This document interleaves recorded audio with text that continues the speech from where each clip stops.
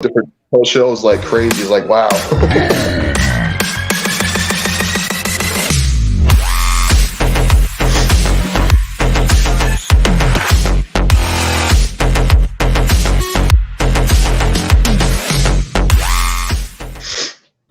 Hello and good afternoon, everyone. Welcome to this week's edition of, or special edition of the Xbox Factor podcast. I'm your host, Mr. BoomStick XL. And ladies and gentlemen, my God, what a show. I mean, Xbox could not have done a better job.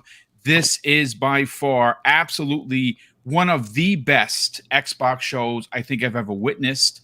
I can only imagine anyone that was actually in an auditorium with Xbox fans watching this with their friends, with their co-workers, whoever, especially good friends of ours like, Cognito and Addict and so many, Ainsley and so many others, Ben Kenobi of Twitter, all in the same room watching these powerful announcements. I mean, I said this in the green room, folks, just moments ago. I think that this show not only dunks easily on the PlayStation show, it even dunks twice over on, of course, Keeley's show. This is, and without a doubt, the Xbox show that we deserve as fans and what they promised to deliver. I mean, I don't think there is anything else they could have done to make this show better. But let's get into the quick introductions. Kay Asante, you're bouncing around. This was the show that we were talking about for weeks. Here it is, and Starfield looks astounding. Boom! I gotta tell you, I am. The reason why I'm bouncing around is because not only because the show was as good as it was, because let's just be clear, the show was as good as it was. I'm bouncing around because I had an amazing list of rumors and speculations. Stuff were sent to me, right? And it was so bombastic, this list, right, that I was like, if they don't get everything on this list correct, it'll be an L. And if this list is a fail, or if this list is fake, then how the hell else could they could they really shine? Because that list just seemed so probable.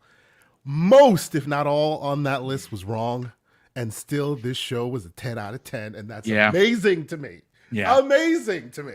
So that's why I'm so excited right now, because I expected them to really fully focus on that list because it was very logical. There's so many of them, obviously they've been floating around, but man, we'll get into it. As you know, I tend to write copious notes.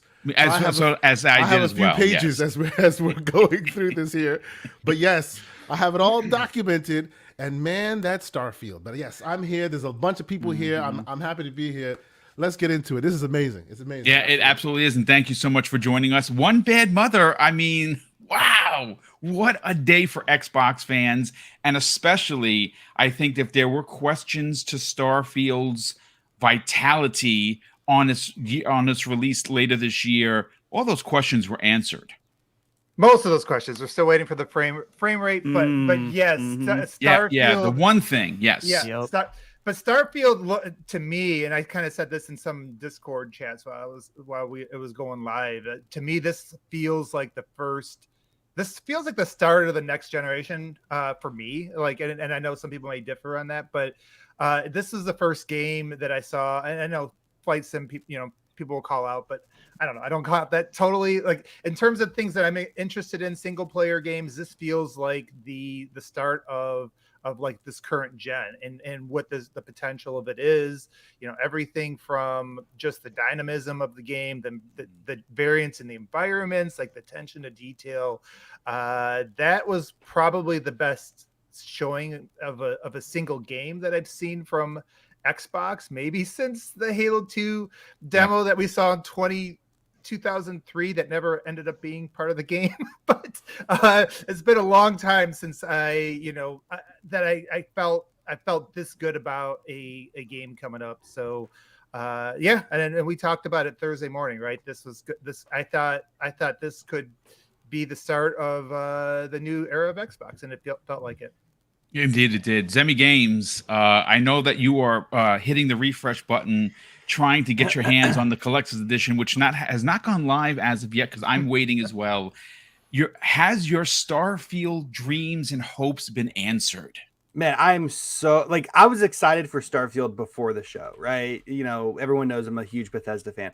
I am like way beyond excited after seeing that showcase. Like it was just a huge deep dive. They told me pretty much everything that I wanted to know personally, and I'm absolutely excited. For me personally, Starfield was like just the main highlight of this show. I mean, it was just like to me, like looking back, like here in like 3 years, looking back, the one thing I'm going to remember is going to be Starfield, 100%. That's like the standout for me personally. Yeah, no, I mean that's not surprising. Obviously, you're a big Bethesda fan, and obviously, you've been really counting down the days. We didn't know much about it. We knew some things. They answered, I think, for me, all the questions. Like I said, folks, let's be real. The only question that has not been answered, that might be answered in one of the next shows in the coming days, called the extended showcase, will be whether it's 60 frames per second or 30 frames per second, and will they have some sort of a mode that allows for like 1440p 60 frames or 4K 30. Me personally, add in there, Boom. What's that? Quick add in, Boom, because you talked about the extended showcase. I feel the need to add this in because it hasn't really been announced. Hargeet was on the show a couple days ago with us. Yes. While he was in LA, we were talking and all this. There will be more announcements at the extended showcase. That is correct. Yes. It won't just be what that you've were not seen. made today. That is correct. I'm glad you clarified that because that's something. Because we all didn't know that. Right. That's I imagine something, probably not huge announcements, but yes. No, but it'll be something that is valuable enough to call something different that wasn't at this original one. So. And that in itself just goes to show you how much stuff they actually had to announce, where they actually have to have an extended show to offer up. Oh, we got another person here. Let's see who that is. Hold on. That is the Welsh gamer who's been dropping in and out. We'll get him back in here. There it is. Daniel McGee. Let's talk about it, brother. Welcome to the show. Were your questions answered? Yeah. Honestly, I went into this show and the PlayStation show with similar expectations where it was like, I need to know what's going on for the rest of this year and I need to know what's going on next year. And one of them met those expectations with flying colors and the other one did not show up. Right. So this was everything I wanted and more. I'm sure we'll get into the specific announcements, but just like Sega showed up in a major way. I'm sure Everborn's really excited about that situation, even though it wasn't specifically Sonic. But I know he's a Sonic Sega boy just in general. He has his Sonic already. He's happy. He was happy before he even started. Now I got what I need. You know what I mean? We're all eating good. We got that. We saw, even Capcom showed up, and they were like, "Hey, by the way, we're still like really great Japanese representation on this show in terms of actually getting games over on the platform. Fantastic for me. Obviously, first party showed up in an insane way. This is a show where everything in it was so good that I didn't even mind that like Fallout 76 and ESO were there. You know what I mean? Right. Like the show was so good. Like I'm like crying and shaking in the first 10 minutes. So by the time Fallout 76 is there, I'm like, all right, cool. I need a juice box and a cigarette anyway, so it's fine. It's fine. So can you speak to that just a little bit more? The stuff that you thought maybe was a little like because we love this show. We are all going to literally bend over backwards saying how much we love this show. But there were a few kind of moments there. What do you think, Daniel? It's there's definitely some things in there where I'm a little.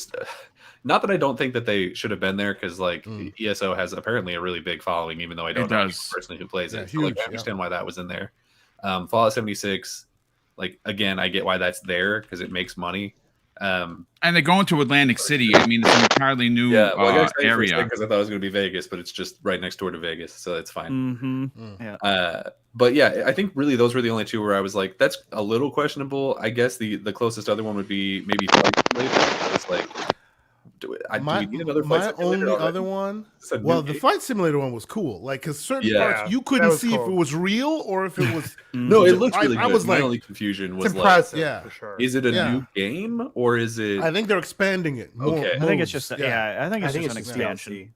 Yeah. The one that made me question, the one that made me go was Starfield within the main showcase right after you Oh, then yeah. show. I'm like, you're kind of wasting valuable time there showing me I kinda Starfield. get when it. I, know I don't that's think it was coming. long enough to be I get considered. It wasn't like a 15-minute thing. Oh It no, was no, yeah, yeah. They a few didn't do a minutes. long thing. They didn't do a long thing, sure. Yeah. But The that long was thing those came are the later. only nits that I had to pick. But besides that, it was perfect.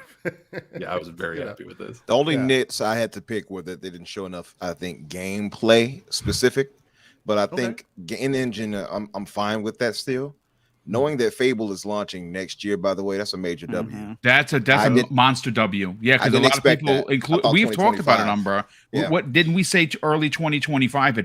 at best. 2025, but now we know it's next year. So that could probably be the fall launch, I'm guessing. for that. That's what it seems like to me. I think we get Avowed in the. We get Earlier in Avowed. the year. Avowed Yeah. definitely looks like it's the most ready of the three that we know. Yeah. between It that, definitely Hellblade. looks very real.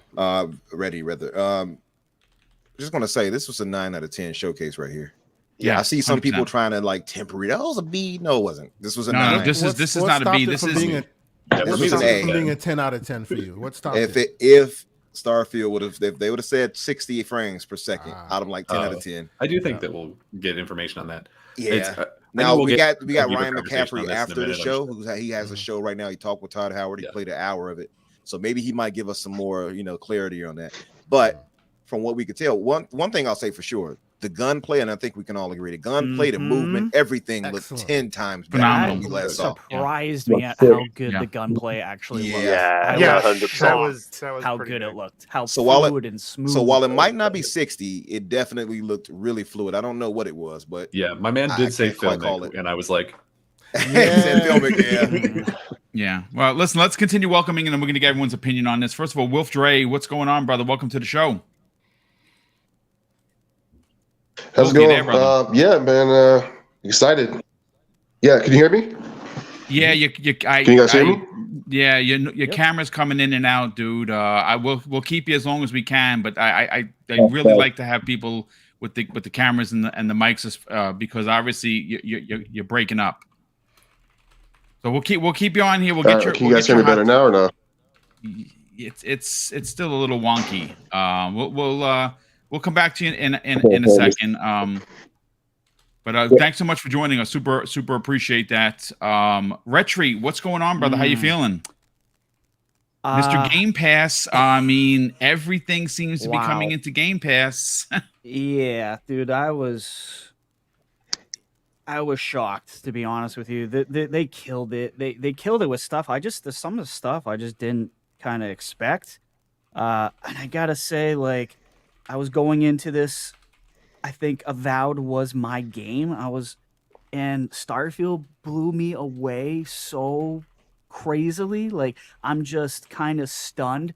I think it took over for me. Like, I cannot believe how much better that game looks to me, even graphically, the lighting, like Umbra was saying earlier, like the gunplay. Like, I shouldn't be surprised, but I'm a little surprised at how just amazing that game looked. So, and the game, the kind of question mark games like Compulsion's game and In Exile, things were just hitting for me, dude. Like both of those games just looked amazing. So I'm excited to talk about this stuff. Boom.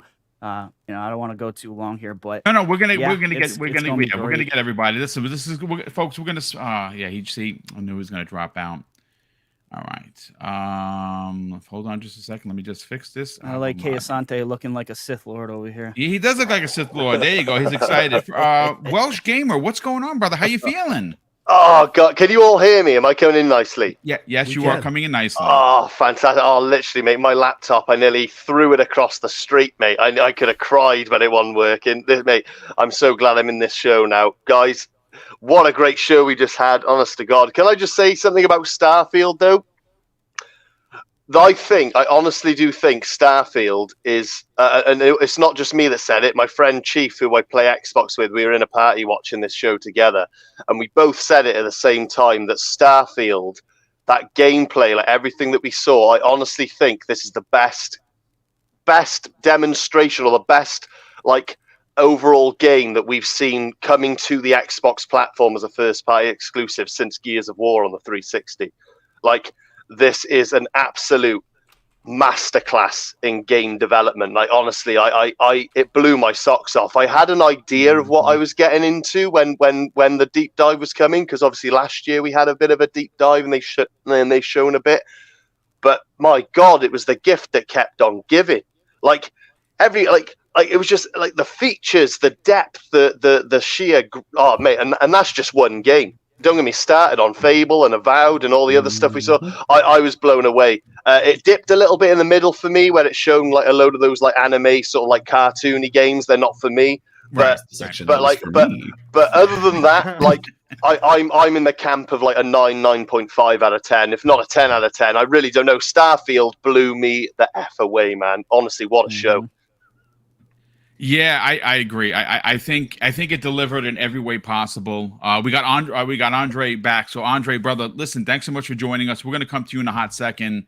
Folks, this is, like I said, we got almost 600 people here. If you are finding the channel for the first time, I ask that you consider reaching, joining us not only today, but, on the show 5 days a week, because I do live stream 5 days a week, 5 different panels, 5 different shows, all great content, and we never use hate or negativity to sell the brand. Again, we have almost 600 people here, and that is pretty amazing, considering, Que Asante, that they are like a bazillion streams going on right now. So everyone is battling for your view, and I truly appreciate that you would take the time to hang out with us.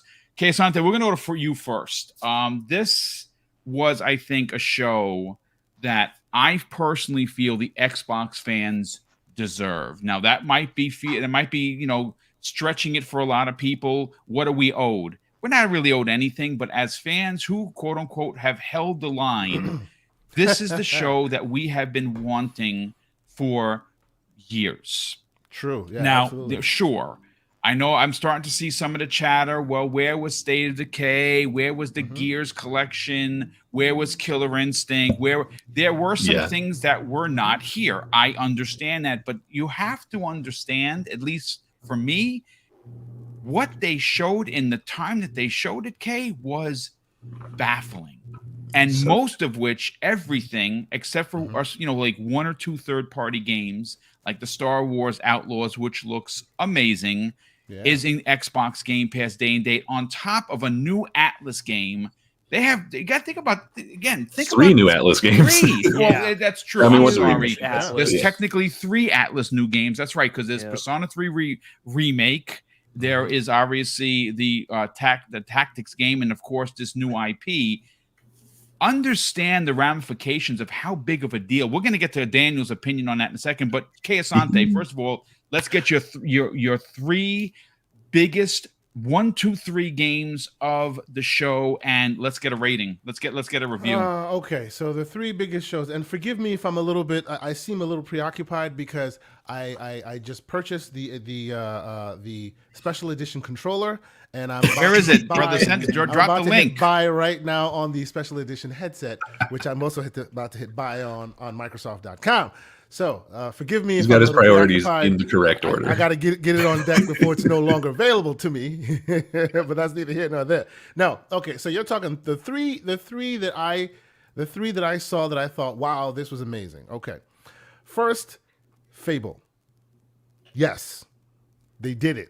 Yes, they showed it off. It looks amazing, graphically, quality, humor, all of it hit exactly the way it needed to.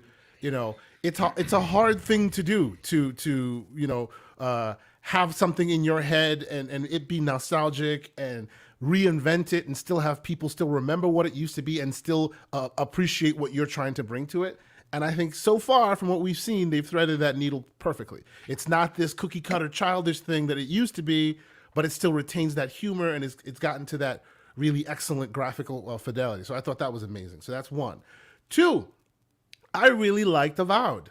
Some people say it's a little too colorful. I feel like these epic RPGs tend to be too grainy looking. They tend to be too hard and real and gritty, and they lose the color. This seems to have all of that and still keep that bombastic color palette, and and it seems like the story is very interesting. I'm very very intrigued with what they're going to show us there. I think it looks great. It looks the story looks deep. Graphics look great. I think it's awesome. The third that blew me away, that I did not expect to blow me away, but man, did it blow me away. I was just like, wow. I knew they were going to be here, but I did not know they were going to be here in such a big way. In Exile. Wow. Oh my God. I'm the hugest BioShock fan.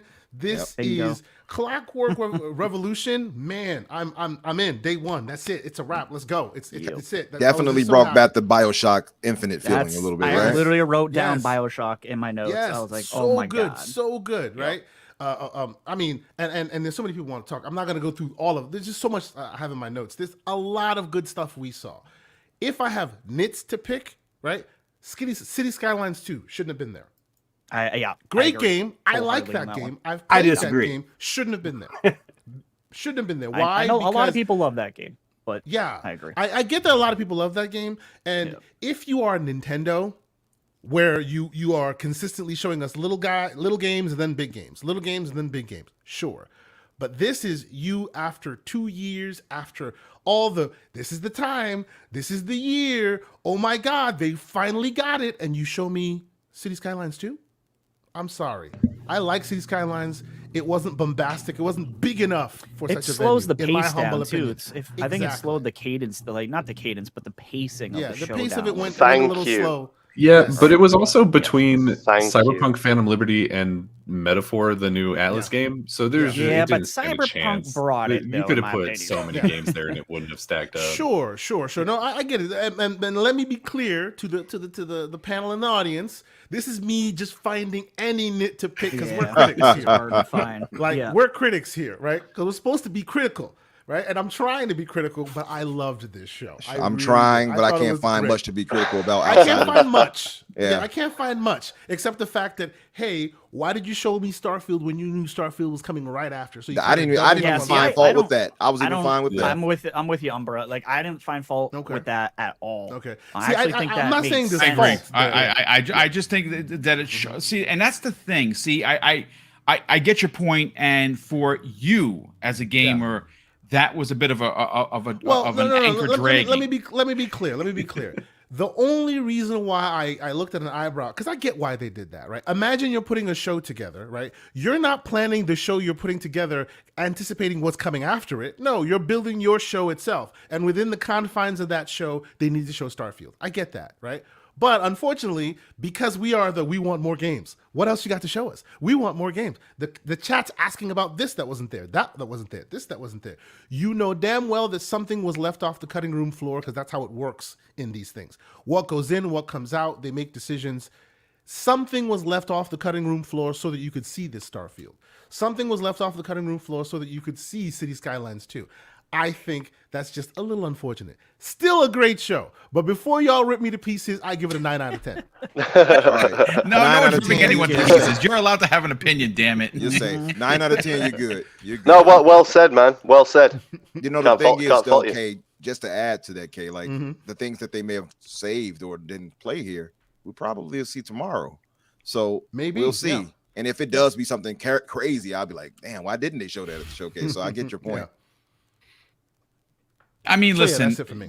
What's interesting and what needs to be spoken is that they are trying to appeal to a wide range of players. That is the mission and the goal of Xbox and this generation moving forward. Yes, there's going to be broke eyes who want the Gears collection. Hopefully that's announced at some point, even if it's real. People are going to want first-person shooters. People are going to want third person action games like you're going to get with Senua next year. You're going to get people that just want to play motorsport like Fuzzy Belvedere, who's probably drooling right now, which how good that game looked. But again, City Skylines, not certainly for me. And could that have been put at the extended showcase? I suppose, sure. But I think that there is something to be said about a showcase that is for the hardcore, which I think every hardcore fan, and I can speak for me as a diehard Xbox fan, I walked out of the show unbelievably satisfied, specifically on many fronts. First party just punched, and it punched hard. Like, you got Starfield, you got Hellblade, you got Avowed, you got Fable, you got Compulsion's game, you got In Exile's, Bioshock-esque type of game, which looked, I mean, it just screamed Bioshock, and it's its own new IP. I think that they delivered. I actually listed them out here. Depending on sort of how strict your definition of first party is, they either had 12 or 13 first party games shown. Yes. So, and that's if you include Flight Simulator, which is like, it's a first party IP, but it's made by not a first party studio. So like some people are iffy on that. Yeah, they consider that. And then I would personally count Overwatch 2 because I've already bought into the. Yeah, that was a weird one. What was that one about? Like, clearly it looked like they were adding more modes DLC and stuff and new to modes. it. DLC. It looked like there's going to be like there's a story mode, there's a co-op mode, there's a bunch of. I mean, again, not for me per se. Didn't they minimize the campaign though? I thought they did. So there were separate things Yep. where there was going to be a campaign, but there's still hero missions. So like they were separate things on the roadmap beforehand. I didn't. So know they got rid of the campaign, but kept the story fine. mission, the hero missions. So it's still going to play like a multiplayer. So for me, match. I still don't care then. I agree. Okay. To me, if they made a dedicated story, I would be interested in that. And I'm waiting for there to be a campaign. Yes. Yeah, they might roll in, like if they had cutscenes or something from the campaign that were already done or something, they might roll those into the story missions, and that might be neat. I don't know. Yeah, well, Welsh, we haven't hung out in a long time. If you don't know who the Welsh Gamer is, then you're missing out, folks. He actually helped me launch the Xbox Factor podcast all of those years ago, and he was actually very famous, and he coined the term, what the hell is going on with Playground Games. So welcome back, Welsh Gamer. Look, let's just get your raw take on this. This is what are your top 3 games from this showcase and your overall feeling for Xbox moving forward? And then, of course, like Kay Asante, give us your number review. Oh no, I appreciate that, Boom. Can you hear me? Can you guys hear me? Just fine. Awesome. I keep having to check because that laptop, like I said, did my head in. Oh man, do you know what, Boom, my brother? It's like I never left. I love this bloody show. I love all you guys. You all look so familiar. I feel like it was just yesterday we were doing this. But no. I suppose if I had to give this show a number review, I am sitting at the 9.5 out of 10 mark. But the top 3 things that come to mind that like the top 3 things that I saw that are going to stay with me for a while, I think, is definitely in no particular order. Fable, Avowed, and Starfield, because I really wanted to see. I think if you remember last year, Boom, I was bitterly disappointed we didn't get to see more Avowed last year. So when we got to see Avowed, oh wow, like the colors, the art style, it literally looks like the Outer Worlds and Skyrim had a baby.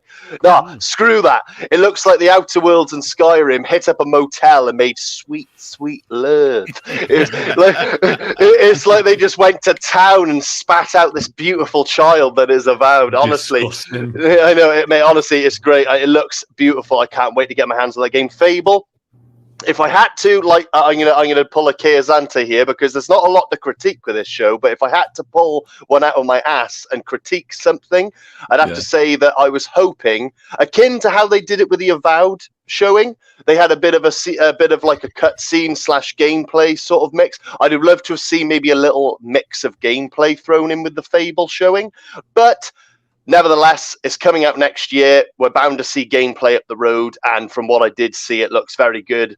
It looks like they're keeping to the traditional British humor. All I had to see was that silhouette of the chicken flying in the distance. Yeah, kick a chicken. They kicked the shit out of that chicken, man. When they kicked that chicken, I was like, right onto my plate. Bam, that's it. That's dinner. That is. Like, honestly, I was blown away by that. And then people cook chicken in Wales. Oh yeah, God, we just drop kick them right into the oven, man. That's how it works over here in the UK. Sounds like a lot of fun. You must be good at wrestling. Yeah, I used to be. I used to love WWE, but no. And then Starfield, like, what a way to end the show! Like that half an hour or whatever it was. It was just like I said earlier. It was the gift that kept on giving. This is Bethesda's just turned a new corner for me. Like, I've always liked Bethesda games, but this is just a whole new milestone they've hit. And I gotta say, like, every single person in that team should be so proud of what they've achieved, because if that game plays even half as well as it looks, we're in for an absolutely wow, just like an absolute banger of a game. And like I said earlier, I honestly think, Halo is probably the biggest pillar in Xbox history, and then after that, I'd say Gears of War was probably the next big punch that came from Xbox that kind of put the 360 on the map. And I think this is probably the first IP that comes to mind since Gears of War, when that original Gears of War trailer dropped. The one with that music. What was the song? I can't remember. Around me, Yes, exactly. Like, remember that moment. Mad World. But Mad World, that's the one. Thank you. Yeah. But I think they did remember, a Crazy Train one too, actually. Did they? They just have not for really the good original. trailers over at Coalition. Yeah. But do you remember how you felt when that trailer was announced? That's how I felt watching Starfield's deep dive. I was like, wow, like that feeling. I thought that feeling was lost forever, and Bethesda managed to bring it back. So yeah, it was a magical evening. I'm sitting at a 9.5 out of 10. Like I said, the only thing that kind of set it back for me, and again, I'm with Keir Sante on this, the pacing was off a bit in the middle. They shown things like that city skylines that won for me. That flight simulator thing, while interesting, I know it's for somebody, and we're all guilty of making it about us from time to time when it's everybody's show, not just a me show. Yeah. But and some of the anime stuff wasn't for me. Like, if those things aside weren't there, I probably would be screaming 10 out of 10. But yeah, but still 9.5 I think is a solid. Oh, I don't know, 10 out of 10. I want to say 10 out of 10 so bad. That Starlight shit was so good. But yeah, no, excellent show. Yeah, I agree. Let's bring in One Bad Mother. And Casante, if you find the link for the collector's edition, drop it into the DM. Oh, you muted, brother.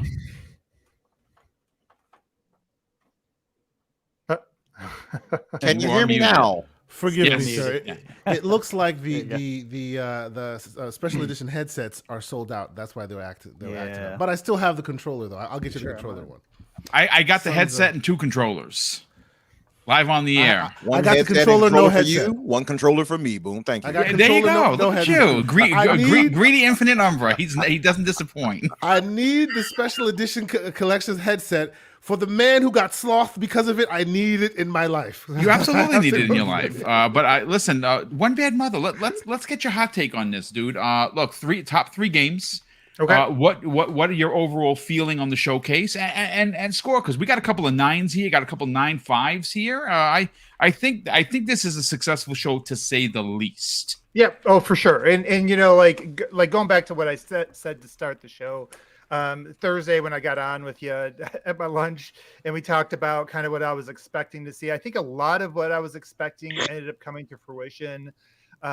This does feel like the start of like a new beginning for Xbox in a lot of ways. I thought they're going to try to cement their identity of going forward, and some of that identity is obviously Western RPGs, right? And I thought with Starfield being the horse that was going to bring a lot of people to this show that maybe wouldn't watch Xbox shows, this was the chance really for Microsoft to kind of empty out the cupboard and just kind of shows people what's going on when it comes to RPGs on this system. And obviously they started that with Fable, which they also released.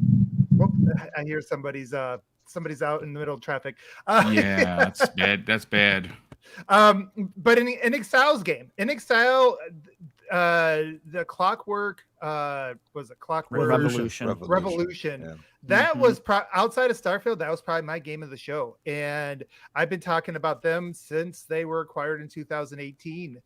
Brian Fargo's the grandpappy of Western RPGs. He was his studio was the one responsible for Fallout, the original Fallout games, and he also has connections to Blizzard. Obviously, there's Obsidian spun off from his studio. He published games through BioWare. Like, this guy has as many connections in that industry as anybody, and he did poach one of Blizzard's big people to bring in to lead that project. And that one looked pretty amazing. It had BioShock vibes. It seems to have some unique gameplay elements, just everything from the art and just the overall feel of that game was amazing. So I thought they really landed it there. And then the next part of it, which kind of ties into the RPG stuff, was the Japanese stuff. And if I were to like pick out number 2, I'd cheat a little bit and just group in the kind of a continuation from last year where it's about Japan and them trying to rebuild the Japanese developer relationships. We saw a lot from Atlas, their new game. It's like, that's kind of surprising that their new game gets revealed here. Like those types of games getting revealed at an Xbox show, and then the amount of games coming to Game Pass from them, including Capcom's new IP, which looked really cool. Really good. Yeah. So those were my some of my high points.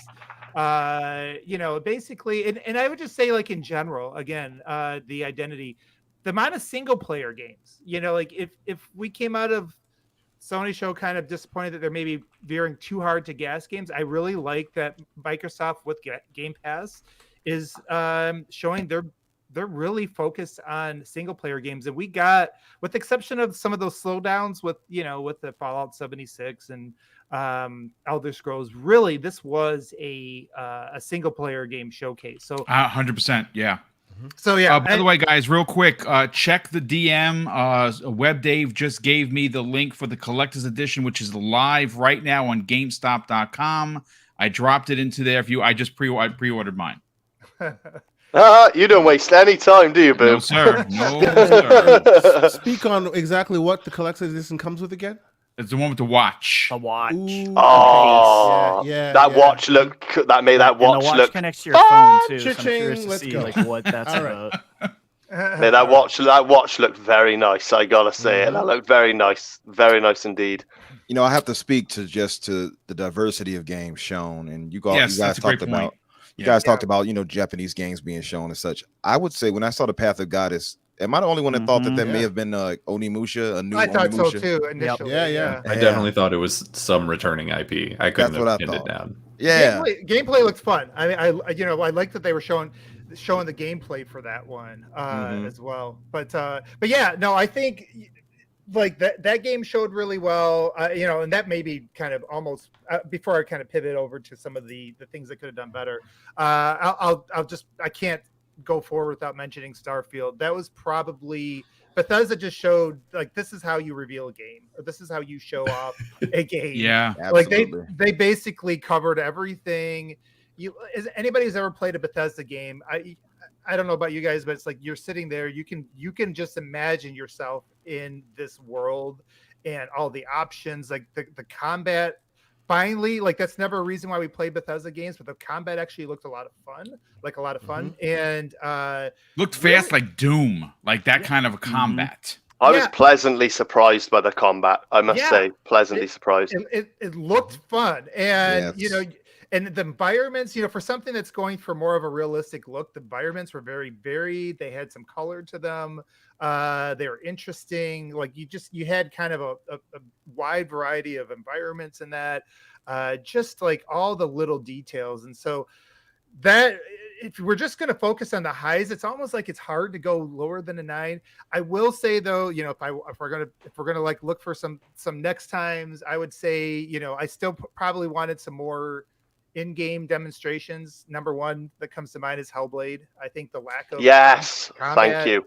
I just got some information from it's way too early for this. He just sent something in my DM. It says that's not all for Xbox. However, this comes the way of Xbox Wire. Join us on Tuesday, June 13th at 1 p.m. Eastern for the Xbox Game Showcase Extended Edition. The event will offer deeper dives into what you saw from Avowed, Towerborn, Senua's Saga, Hellblade 2, The Elder Scrolls Online, and Microsoft's Flight Simulator's Dune expansion, as well as games from our creative partners that we did not show you today. We'll have an in-depth interviews, behind-the-scenes features, gameplay walkthroughs with brand new footage, and more. You may even see some very special guests show up, perhaps even one celebrity. Wow. So with that in mind, there's a potential here that this thing even bumps higher when you combine it. If they end up giving us more Hellblade, and about Sante, I hear what you're saying. Like, I think the problem with showing off Obsidian's game in the sizzle reel is their games usually don't show off great in sizzle reel. It's like the magic of their games is when you're playing them, having the choices and the ways you can impact the world, the narratives, and all that stuff. So I'm wondering if that one coming off of a deep dive, if we're going to have much better impressions of that game, and and the Hellblade stuff. So if we get some of that to kind of fix some of my complaints about this show, this could bump up another notch. And then the last thing I did say, I got to be honest with myself, I did say on Thursday, the only way I can see 10 out of 10 is you also have to hit in some fan service surprises like a Killer Instinct, Jet Set, or Banjo.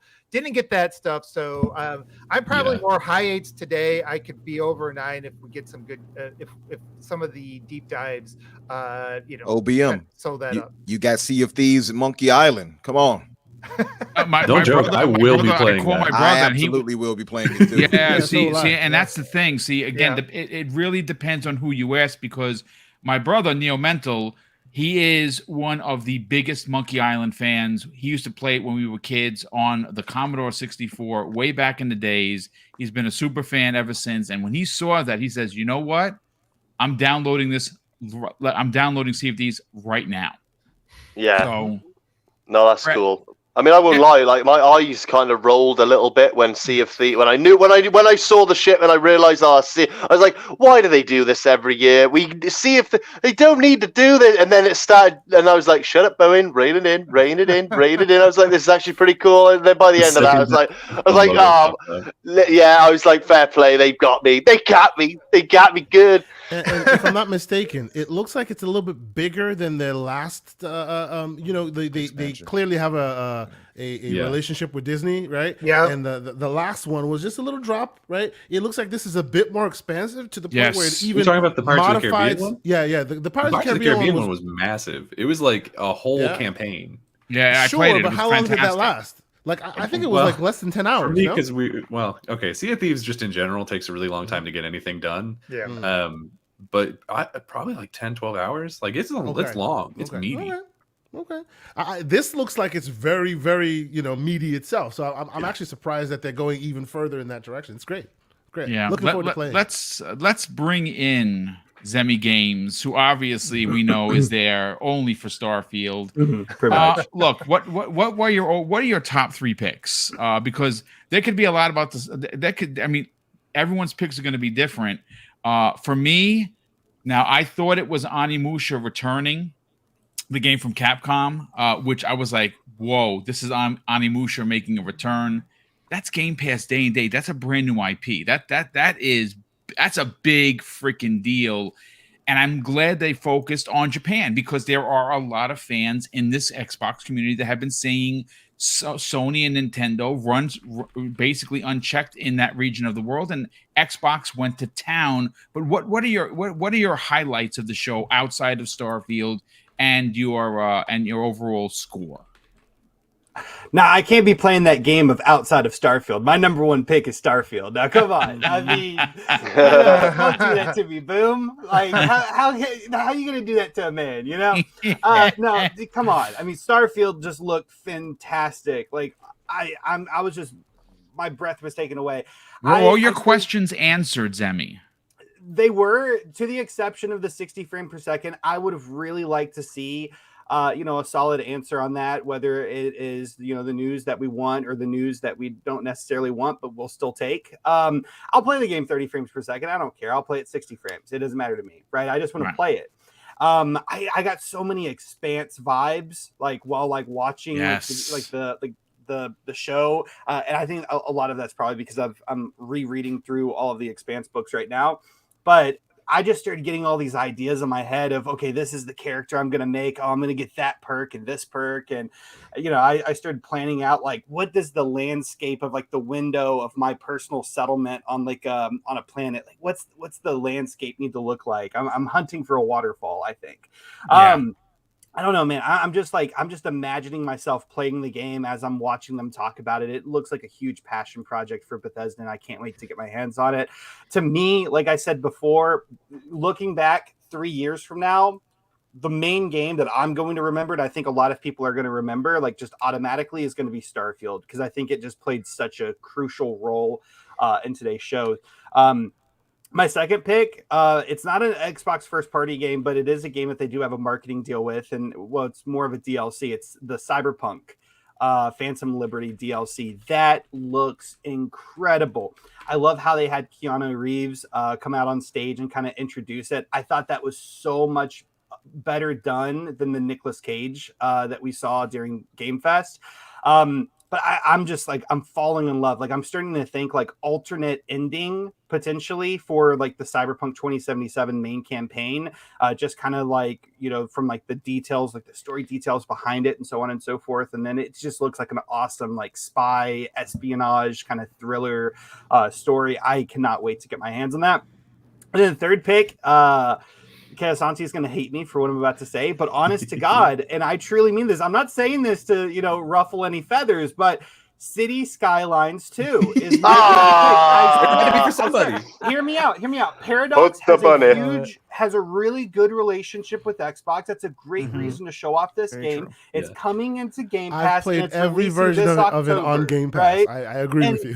Graphically speaking, that game looks absolutely stunning. No, like, sure. And look, I love a city builder. Okay, I'm guilty. You know, charge me whatever. You know, but I really love the showing of that game. It got me really, really excited. Fair. And I guess maybe another thing also is, you know, whenever I'm thinking of my top 3 picks, I'm looking at what is coming this year, and all 3 of those things are coming this year, and they just were absolutely standouts to me. As far as an overall score, I would probably give the overall score as a probably like a 9, maybe a 9.5 if I'm being generous.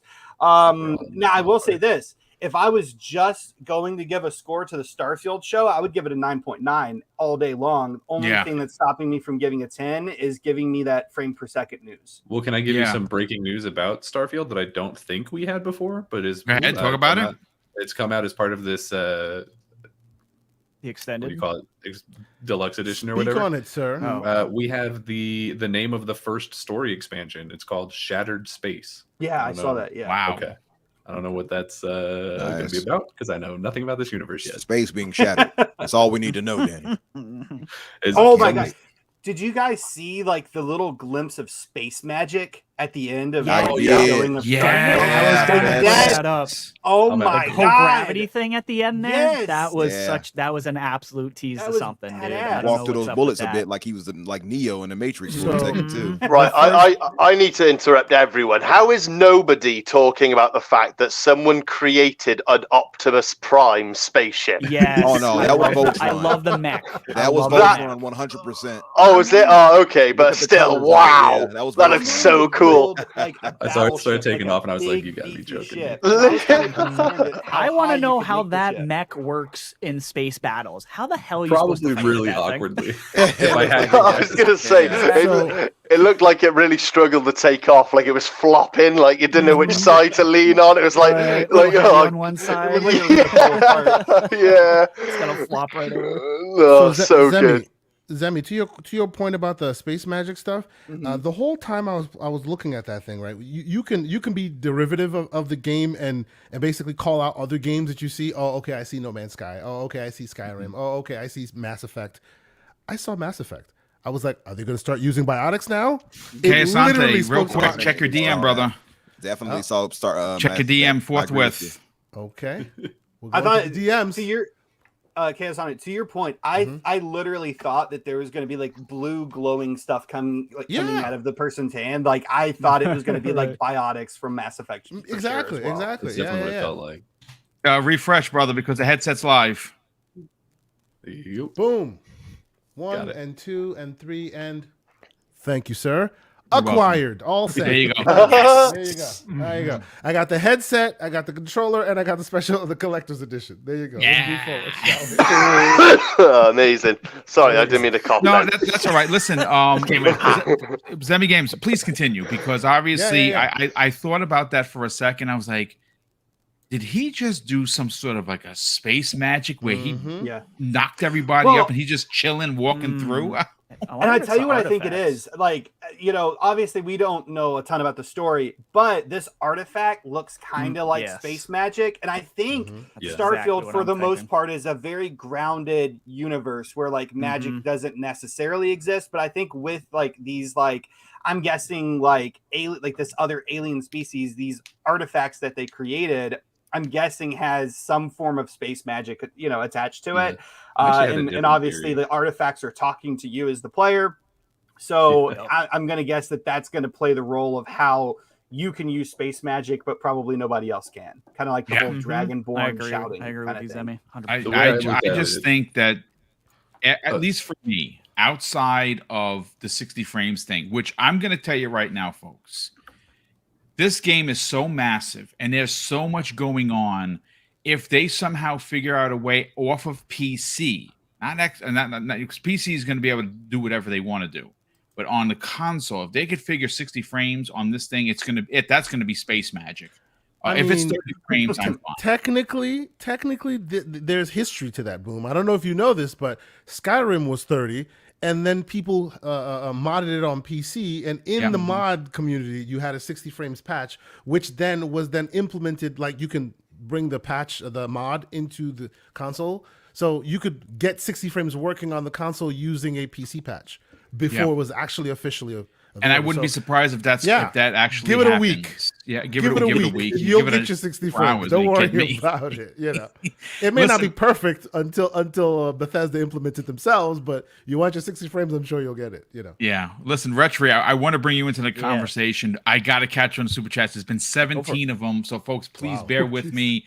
The generosity is just bananas. The first one comes from Nightwolf 3186. He says, after dropping a $5 super chat, the one live I'm able to make to, and all I can say is thank you, Microsoft. 9623 can't get here quick enough. We also have the Black Harry Potter. My brother, how's everything? He drops a very generous $5 super chat and says, PlayStation should be ashamed of themselves. That showcase for Xbox was incredible. I don't know, guys. Starfield might dethrone Hogwarts Legacy for him. Oh my God! Live on the air, I can't believe it. No. Right there, baby. I'm sorry, but I gotta right there. bring the Black Harry Potter to heel here, because he's the Black Flip Flopper. He was the Black Harry Potter, and then he was the Black, what was he? The Black Sorcerer or something else from Diablo 4. Listen, He's about to be you a Black love that. Captain Howard now. So that I will listen. You got. He is admitting live on the air, folks, that even him, Mr. Harry Potter himself, may have to do the nod for Starfield. That's awesome. David Lyons, see, now this is pretty cool. He drops a very generous $2 super chat and says, "What about the Hexen shirt that Phil was wearing?" Yes, and they're working on a new Hexen, and I saw a lot of people. Confidence. This speaks to the confidence of the acquisition. Yeah, absolutely. Yeah. I was literally just going to say the number. I think you're 1,000% right. We also have Benful Twitch Clips, who drops a very generous $2 super chat and says, "I thought the show was a 3 out of 10." What? I don't know so much about that, brother, but listen, you're entitled to your opinion. I would love for him to expound a bit on that. Give us, Earnest. He was asleep. He slept for 90% of the show, and when he woke up, man, he saw a I've gun, seen and that was it. I've seen a few of our community members Regulars. say, to them, say it was a C+, and I want to know why. Listen, we're all gonna have. They didn't have shows and GTA for Game Pass. 3 out of 10. Get out. Yeah, maybe. I mean, listen, everyone's entitled to their opinion, folks, and obviously we appreciate the generosity here. Buck in the chat drops a very generous $5 super chat and says, "Starfield looks fire. The rest of the show was 5 out of 10. No first-person shooters. No idea what Fable or Compulsion Hellblade gameplay is. Didn't bother anyone. No." They did 3 first-person shooters. They had a lot of first-person shooters. What is he talking about? Yeah, I'm not sure. I mean, I saw a game from Compulsion that's not coming until next year. Hellblade was in engine. No, there wasn't any game, like God of War gameplay. But like I said, there's an extended show that's probably going to potentially show that. I thought everything showed was enough for me. And if you're comparing shows to PlayStation, which theirs comes after 600-day absence, and it's a curb stop moment like in Gears, and Keeley's show, even though I liked Keeley's show, this took a dump all over Keeley. I'm sorry, it just did. Keeley's was slightly better than Sony's, and this was much better than both. So, gentlemen, let me let Keeley himself actually just settle this right now, because every time there's a showcase, he does one of his patented reviews. All right, so real quick, here's some quick numbers. PlayStation show, vast majority a C, 33% out of 158,000 views. Votes. The Summer Game Fest, his own show, a B, 37%, and that's out of 140,000 reviews. Okay, strong. Votes. Just now, the Xbox show, not as many numbers because it just started, of 50,000 people who have voted, 57%. There you go. Accurate. There you go. And that is accurate indeed. I absolutely agree. In that audience, it's a little surprising because that is filled. It is with because it's a brothers. Keeley audience. That is filled with them. It is notable. Yes, so, there you go. Wakanda drops a very generous £5 super chat and says, "Ponies moaning. Then they realized that they were watching the toilet flush. Poor souls." Terrible. We have Jacob Novik drops a very generous $10 super chat and says, "I got into the Xbox ecosystem because of their E3 2018 show, and never have I gotten such a good feeling as the show. Not 19, not 20, not 21, not 22, but I got this feeling with this particular show." A Resident Link drops a very generous $10 super chat and says, "Overall, show was an 8 out of 10 for me. Lots of games for different people, and one of my favorite shows in a while. The one thing I will say is Avowed is not what I expected compared to its first reveal." I mean, I would 100% agree with that, Boom. Yeah. Like that is a little gripe for me, because whenever they first showed Avowed, it was super dark, it was super gritty. They showed you in this cave, it looked like a dragon was approaching, everything was dark. You had like this dark colored magic, like purple magic going on. And then during the show today, it just looked like a bright, colorful wonderland. They did change it. There's actually an article that just popped on PC Gamer. Actually, there's articles popping up all over about some more context to these games. But Obsidian basically says that, basically when they first announced the game with the CGI back in 2020, that at that time they were aiming to make a Bethesda-style RPG. But over time, they decided that wasn't really their strengths, and they just reimagined what the game is going to be. So now it is going to be a more focused Obsidian-esque. I'd rather it be an Obsidian game than a Bethesda game. Yeah, it's going to have 100%. It's going to focus on narrative. Like they said, there's still going to be experimentation when it comes to your choices in the game and things like that. But basically, it's going to go away from being that open world, you can do anything and everything, and instead be focused on your characters and the storytelling, which is what they do probably better than anybody, including Bethesda, is that narrative, right? Yeah, Joe, I gotta say that is music to my ears. That's music to my ears, because if you've played the Outer Worlds, the color palette, the art style, it's synonymous with Obsidian games. Like if they tried to venture from that, it wouldn't have felt like an Obsidian Games RPG. I'm excited. Avowed looks exactly what I expected it to look like, and I couldn't be more excited. It looks more colorful than we thought, but I'm going to say this flat out: it's Obsidian. It's an Obsidian game. That's what they do. Obsidian game. It looks colorful, sure. It might not look originally like the way it was first presented, but it looks close enough. The game is going to be spectacular. I think it does, though. I'm looking at the. Okay, so I was going to say this because spoilers. It's one of my top 3. But the art style of Avowed, at least that we've seen in these trailers, I think it's consistent between the two. I think the first one just showed it off a little bit darker because it when you look at the subject matter, it's down in a cave and stuff. But if you look at the art style on the skeleton, it's very much the same as what we're seeing in here. That's what I think really speaks to me about this game in particular, is that it doesn't to me look like every other fantasy RPG. It looks like they're going for a more old school sort of style. Like I look at the design of the enemies and of the characters in themselves, and it reminds me of like old D&D, like AD&D, right? Like the old art that you would see in that, or like Army of Darkness skeleton Yes. type area. And I think that's really cool. You know, like they're going for obviously a more high resolution version than those things than we've seen before. But I like that they're going for this more playful is not the right word, but this more like Humorous, traditional colorful. fantasy style. I think that's really interesting. I will say this, and again, I don't cap for anyone. I know the game is going to be good. It's Obsidian. I want Obsidian to make an Obsidian ass game. I don't want them to make a Bethesda game because that's what Bethesda does. Well, Yes. but think about this, Boom. Think about this, Boom. When they initially thought this up, they were probably not part of Bethesda, but now they're all happy team. Why make a game that competes with your direct partner when you go off and do something else? That makes It's perfect one sense. thing. It's one thing if you were starting it up and you were like, "Oh, they're doing good work. We're coming after them." But now y'all are sitting across from each other, sharing notes, sharing code, helping each other grow. Why make a game that's going to try and supersede them?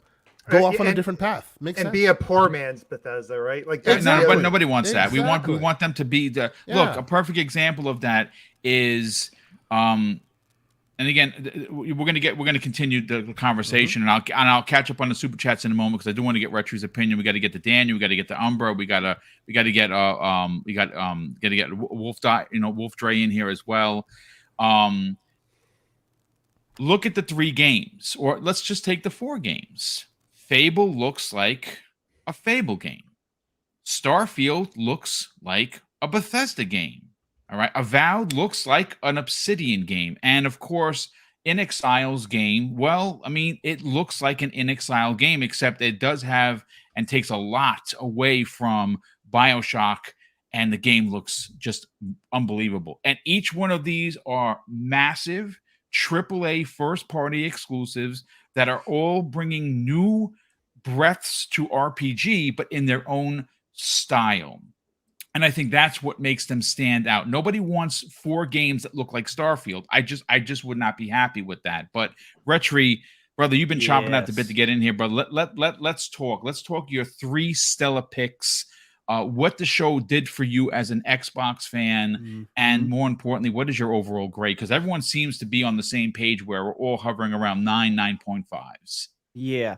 I'm gonna not sound as excited, guys, because I am really sick today, which is like the worst day to be Dude, sick. I'm so sorry, So brother. my energy level Feel better, brother. is caca. But Well, listen, as soon watching- as you're done, if you got to bounce, brother, please by all means take care I of your might, health. because we have the show. We're doing this exact same thing tonight with Tim Dong and Dirk Griggity, and I'm gonna nice. try to Okay, see yeah. if So I you can just, like, bounce go after that, puke brother. or We'll, something like yeah. puke and rally. I don't know. Oh, man. Anyways, Don't do it.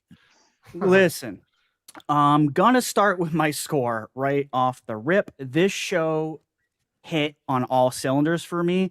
Yeah. It's very hard for me to score anything out of 10. I'm definitely on a 9.5. Really, I think the thing that was I expected to be there that wasn't there. Let me get the bad news out first. And that was the lack of the family plan. I would have lost so much money had I had bet, because I thought for certain the family plan was going to hit, just because everything's on Game Pass here. Almost everything is on Game Pass. So I thought that was going to show up. It's because you would know better than anybody else. What if these games was not on Game Pass? I think there were it 2. Was Star Wars on Game wasn't. Pass? It wasn't. Probably not. Yeah, because I put a question mark. It says not Game Pass. I don't know. Was there another one? I know for sure Star Wars was one of them. I'm trying to see if I have anything else that says. I don't know if anyone in here remembers if there's anything that was missing. The I'm trying to think. I can't. DLC wasn't, which I guess I don't know. Was the DLC Don't Nod group? Was it Jasant? Is that Game Pass? I'm pretty sure that's Game Pass as Okay. well. I was 20, writing what is it? notes. 21 out of the so- 27 games shown are coming to Game Pass. Okay. All right. Was all it right, like from yeah. their Twitter So it or was- something? Yeah. So for me, they nailed it because they showed the games I wanted them to show. I'm no surprise if you've listened to me. I'm right there with Daniel. Like, Avowed is a big effing deal for me. I do agree that it kind of did feel different to me. Like, I thought it was going to be darker, but you know what? I don't care. Like, I'm actually way happier. It feels more like Outer Worlds to me because I absolutely loved Outer Worlds, dude. Like, Yes. I freaking love Outer that Worlds game. was phenomenal, dude. So I'm actually really happy that they're going in the direction I always wanted them to go. I think the game looks badass.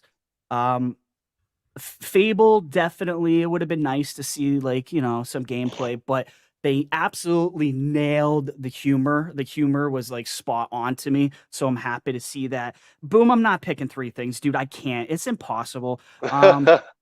I was actually impressed with Payday 3. I thought that looked like it could be a lot of fun. Well, it I looked better really than like- Jade Raymond's ripoff, so I'll say that. and that's in Game Pass, so it's like about that. All the Eastern games, like, right? Like, we talked about the possibility of Atlas showing up, and they showed up huge. Thank you, like, for teaming with them, Xbox and Capcom. Capcom surprised me. Like, I was hoping there was going to be a Capcom, you know, partnership.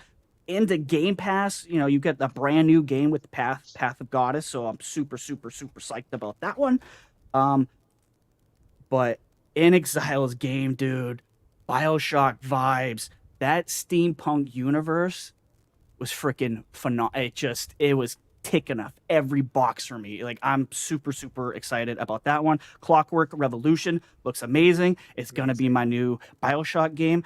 I'm looking forward to that. And I'm going to end it with Starfield. Like, there's no way I can't pick Starfield in this list because, look, I went into this with Avowed being my game. Like, I was like, nothing's going to top this. And I got to be honest, Starfield did. I was a little shocked at how I was just blown away by the direct itself with the global illumination, how beautiful it was. We talked about the shooting mechanics. The shooting mechanics was the one thing I've been saying forever that made me very nervous about this game. Very nervous. And I can tell you, I am no longer nervous. Just watching how smooth and fluid that looked, I was like, yep, they nailed it. So I'm not worried about that anymore. So yeah, those are my It's like somebody at Bethesda went to looked around and went, we do own id, right? Exactly. Like, right. Well, how many years have we owned it? I was like, well, it must have really been involved in this because that feels to me. I said it in the show. It looks very Doom-esque. Right? Yeah. Leaps and bounds better. It's almost like they went to the done. combat section. When they went to the combat, they were like, okay, we're at the combat section. Id, here you go.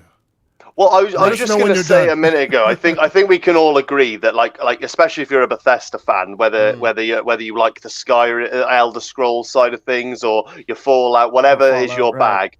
Like, I think we can all agree that, like, where they've always fallen a little bit short, and I'm a huge Elder Scrolls fan. I loved Skyrim, but where they have always fell short is the combat, in my opinion. It's always been a little bit clunky. It's never been smooth. This looks like they've turned a page, like they've gone that extra mile. Absolutely. Like, it looks amazing.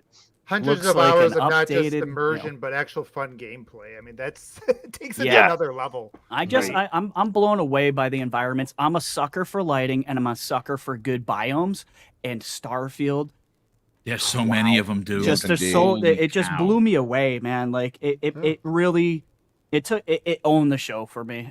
Obviously, it had its own time to shine, a long time to shine, but it deserves it. Like, it deserves it. This game. Before we talked about maybe Starfield wasn't a system seller, I changed my mind. Like, if you watch that direct and if you don't have an Xbox and you don't buy it for that game, you're crazy. You're crazy, in my opinion. Like, I actually really think this is a system seller now. Personally, that's my opinion. I've been wrong before. I'll be wrong again. But thank you guys for having me. I think you're barking up the right tree, Retri. You're definitely barking up the right tree. That was my takeaway. Like I said earlier, I think it's akin to like Halo and Gears. Like it had that killer app feel. It was going to. In Welsh, I've said on this on these podcasts, I did not think it was going to move the needle in that way. I've plenty of times I said that after watching what I just watched. I changed mine. Ye of little I faith, changed my- but at least you I- had the whatever. mind. Bro, we're gonna get to you, but Retri, listen, brother, feel better, and I'll be in the chat tonight with you and Dave and your esteemed guests, Dirt Griggity, as well as Tim Dog. It's gonna be great. It's gonna be great. All right, brother. Thank you guys We'll for see you having me. later. I love you all. Pleasure meeting you, Retri. Take care, Yeah, brother. you too, brother. You too. All right, Umbra, let's get it. Let's get at it, as they would, as we wait for Retri to bounce out of here. Man, it's so much to love from this showcase. You know, I was looking at this and also trying to compare it to that supposed leak list, and I was like, well, that Monkey Island one, that was on that list. Yeah, It there were was. a few things on the Yeah, list. well, a few things, but Yeah. that list wasn't quite accurate. But I suspect that some of they got some information, because that Monkey Island one, you're not just going to call that out. That's very specific. And But- there were a few others also from There that were a list few that others came as out. well. Yes. I will say Absolutely. to the Monkey Island thing, they have been teasing that in game for a while, actually. Have they? I Yeah, haven't there's played been it little in so clues to long. like Guybrush and stuff. So Okay. No, Mr. Threepwood. You know, if I had to pick a top three, Boom, it's tough, like Retri was pointing out, because so much looked so good to me. And I thought they did such a good job on pace. I know you all talked about the pace before. I personally thought, because we were in a watch party, myself, Jedi Knight, Peter, a bunch of us, like 10 of us, 12 of us. And we were marked after the end of the show, like, you know, after the main show, at least before Starfield, like, that's it. Like, all of us were like, it's over. And it was an hour, it already went by. We were like, wait a minute, that's going by that fast. And it was because so much that we saw was hit after hit after hit, at least especially to start the show off. You start off with Fable. I thought it was going to be Hellblade, but it was my most anticipated was Fable, as you know, Danny. I kept saying Fable, Fable, Fable. Now, they didn't show a Fable collection. They didn't show a Gears collection, but we got to stay tuned to Tuesday. We don't know what they'll show there. But for them to have Fable come out like that, and when we saw the in-game, in-engine work done, I'm like, man, I cannot wait to fully see this thing.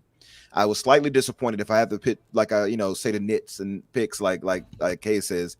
I was just disappointed. I wanted to actually see gameplay, but I will forgive it. In engine, we get an idea of the world. You know what was weird, Umbra? I could have sworn when she was walking in the forest and she threw that fireball at the two guys. It did look kind of like it was in game. It kind of looked like gameplay. Yeah. Again, I mean, could be 1,000% wrong, but And they're saying online it is. And I'm with you, Umbra, because I didn't feel like I saw in-game gameplay, but I keep reading online. They keep saying it's in game. So I guess it was a blend for me. OBM, but I thought it was like, at one point I was like, is that gameplay? But then I was like, nah, that was probably an engine, because I thought it was a little too fluid. I think it was an engine, but still impressed that, like you all pointed out, the humor is there. We get an idea for the vision of how the world will look. That's important. So you can be assured that the game is probably going to look kind of semi-photorealistic, right? I guess we got to get 3-bit and ask him and pressure him telling us the truth. But I mean, man, I was blown away by that. Then we see Hellblade. Now, Hellblade, that's another one. I had my headphones on at the time, and I was like, much like the first game, I imagine. Much like the first game. Actually, sooner than that. Hey, Boom, you're not muted. Yeah, you're off mute, sir. He's not on there. Go ahead. But I was gonna say, much like the first game, we had a nice. If you wore headphones, you would treat it to like a crazy suite of background noises and things of that, and music, or at least the score. That really brought you into that world, and it was really creepy. You heard a bit of that here with this trailer they showed. Again, though, I would have preferred to see actual gameplay, like show us the combat. So those are the nitpicks I have for that. Forza looked so magnificent. I watched it on my OLED, and I was just like, it doesn't even look real. It looks so good. I mean, I wish they would have shown us a lot of just a good look at the campaign of that game. I'm not even mad about it. I don't even bother. I saw the customization, the guys who do all the tweaking and all that. They're going to be on this game for years. There's an event coming up, right? Am I crazy on that? Yes, there's a Forza event that's going to be dedicated for additional gameplay and behind the scenes stuff that's coming up. I think it's on Monday. For Forza, okay. Yeah. Well, it looked so magnificent. When the guy was standing by that car, was that actually in game or was that a car? Dude, me and my friend were having the exact same, like almost like a mini debate. We were like, oh wow, that looks really cool. And then he walks up to it. I was like, no, No, I was like, "Is that a car?" No, it was blowing my freaking mind, man. I was didn't like, know I if that couldn't was in tell the you. game or real life. I'm gonna be honest. Yeah, with you. that's how good it looked. It looked that good, and when you see the actual gameplay, like that was probably from the game, and the game looks so magnificent, man. I'm not even the biggest Forza Motorsport fan. I prefer Forza Horizon. Me but too. I'm more of an arcade racer like you. Yeah, but I'm definitely going to play that. I can imagine racing up against Dealer and Fuzzy. I know Fuzzy's going to be on it. But man, it looks so crazy. But if I had to pick my top three, let me just give you that first. Fable. You know what? I'm not even going to give Fable. I'm going to give it to Avowed. Avowed looked so good to me. It was much more colorful, like people pointed out. But I know it's going to have a deeper story. I know it's going to have that Obsidian magic. There is nothing to worry about with Obsidian. I don't know why people were like, "Oh, well, there's nothing to doubt there with them. They have quality after quality. I trust them completely." But Avowed, I'm going to go with Clockwork Revolution. In Exile, this is something way out of their wheelhouse. Oh, absolutely, 100%. And it looked so good. And then the whole slow, like rewinding time and everything. The whole what do they call that, guys, with the that era with the gunplay, like the gears and all of that? What do they call it? Steampunk. Yeah, FYI, guys, real quick. Real quick. The chief engineer at Fable, David Springate, has confirmed that is actually in-game gameplay. Oh, wow. So maybe a boss fight? Whoa. I mean, that's kind of crazy, yeah. Wait a minute. He actually took a picture of the giant slamming down. That's in the game. That's Man, in-game. look, That's if that's in in-game. gameplay. If that's Yeah. in-game, In-game footage. that Yeah. changes a lot. Oh man, if that was in game footage, okay, I it take says it back. it. Fable was number They can one. hold that. I'm now rubbing my hands with delight. Man, You might have to come back for me to rescore this. It doesn't say in engine. It says I need to in get some game. more Yeah, information. absolutely. okay, Yeah. okay. Well, I'm gonna change my order then. I'm gonna drop it into the DMs. You guys can check it out. Fable, That's cool. Avowed. I can't give you just three. Boom. I'm sorry. I'm much like Redtree on this one. Fable, Avowed, Clockwork Revolution, and Starfield. Starfield was so amazing. 45 minutes of that we got to see. They improved the faces of your characters. Now they still have some work to do with that hair. I'm not gonna The hair is still very Bethesda. Yeah. Mhm. but the customization, even up to the walking style, I'm like, that's a lot. We can't all be Unreal Engine 5, you know? That's true, unfortunately, or at least we can't all be the Forza Tech engine either. If that was a real gameplay, God. Yeah, that's true. That's true. But man, I mean, the detailing of the ship, the detailing of the sandwiches stacked up on the table. I know. I mean, I'm all of us was in this watch party. I'm not kidding when I say this. Every single one of us were in there just cursing and swearing and praising this game left and right. We're like, oh wow, look at this. And then they showed the photo mode. Do you understand how long I'm going to be in this game? Like, I take photos all the time. If you all see my Twitter, I'm posting images all the time of the games I'm playing. It's the only game you need this year once it comes out. And I'm stuck on Diablo. The only game you need until Elder Scrolls 6 comes out. What are you talking about? And you're not wrong there. I mean, he's right, because this is the thing. This is why I said when people are so quick to say, well, Zelda has it. No, Bethesda has beaten them twice before. Zelda games, by the way, not just Nintendo. I'm talking about they've beaten Zelda games. How quick are we to forget how great the A-Team and Todd Howard games are? These are generationally great games. You're not just going to play this for a year and that's over with. You're going to be playing this for years to come. And that's what's so major about this with Starfield. And they showed you every single reason why this was a killer app and why you need to have an Xbox or at least a PC to play this game. There's no question. The only thing I would say, if I had to give another nit, is much like Zimmy pointed out, is that they didn't clarify if it was 60 or 30. Now, by the way it kind of looked 30-ish, but fluid. Like maybe 40 even at one point. It's 30. Yeah, so I'll tell you, it's 30. What we saw was 30. I trust you, and I know you know it. But so I mean, but the thing is, I'll say it was just so. Hopefully it changes, but it was 30. What we saw. Hopefully. But I was so impressed by the animation, by the gunplay, by how sharp. Even the guns look sharper. If you noticed. The designs of the guns. We saw more of how to. Who's not going for the jetpack first? I mean, like, no question. 2 hands up. Oh please. yeah. Oh, that's not even a question. I'm gonna be flying around like I'm Boba Fett out there. You already know. Man, Boba look. Fett simulator. Yeah, absolutely. And like I said, I so much to love from what they showed us from Starfield. It hit every single thing it needed to hit outside of telling us the frame rate. every single thing. At the end, we were all like, "Come on, tell us 60, tell us 60." You know, but it didn't say anything, and I was like, But listen, much Didn't like Zimmy, Phil also I'm gonna play it say? either way. Didn't Phil say on the kind of He said there would be a definitive answer. clarification, and there was no definitive answer. Yeah, he did say that. He Yeah, did. So maybe Just saying. Tuesday, maybe Tuesday Yeah, we'll hopefully get an answer. Tuesday. Yeah. I don't know. But I'm just saying, like, to see what we saw there, 45 minutes of anybody really seriously trying to downplay that game, you just don't like gaming. I'm sorry. Yes. You couldn't convince me otherwise because Yeah. I don't care what. Or you're just a console that was on. troll. You're just console warring and a troll. If you listen, Well, then you're sad then. So if Yeah. you're just going around, I'm going to spread misery because whatever, then you're sad. Because if Yeah. you see that, I don't care if it was on PlayStation. If I saw Starfield and it's looking like that, if it was Sony's first party, whatever, I'm still going to be like, that game looks incredible. I'm getting that game. I have a PS5. I would get it. Yeah, So I'm to see I'm that- going to address every gamer on the planet who comes across this podcast right now when I say this. If you don't appreciate what Starfield is doing, then whatever shouldn't be console gaming. you shouldn't even be in the gaming is not your bag, clearly, because even if you hate Bethesda, like you have a real gripe, like with Bethesda, you don't like Bethesda, you know, or you hate, like, you have to appreciate what they're doing with Starfield. Like they're hitting on some new milestones, and that game looks deep as hell. Like, it looks like The a game rabbit is hole you'll never get out of. limitless. Yeah.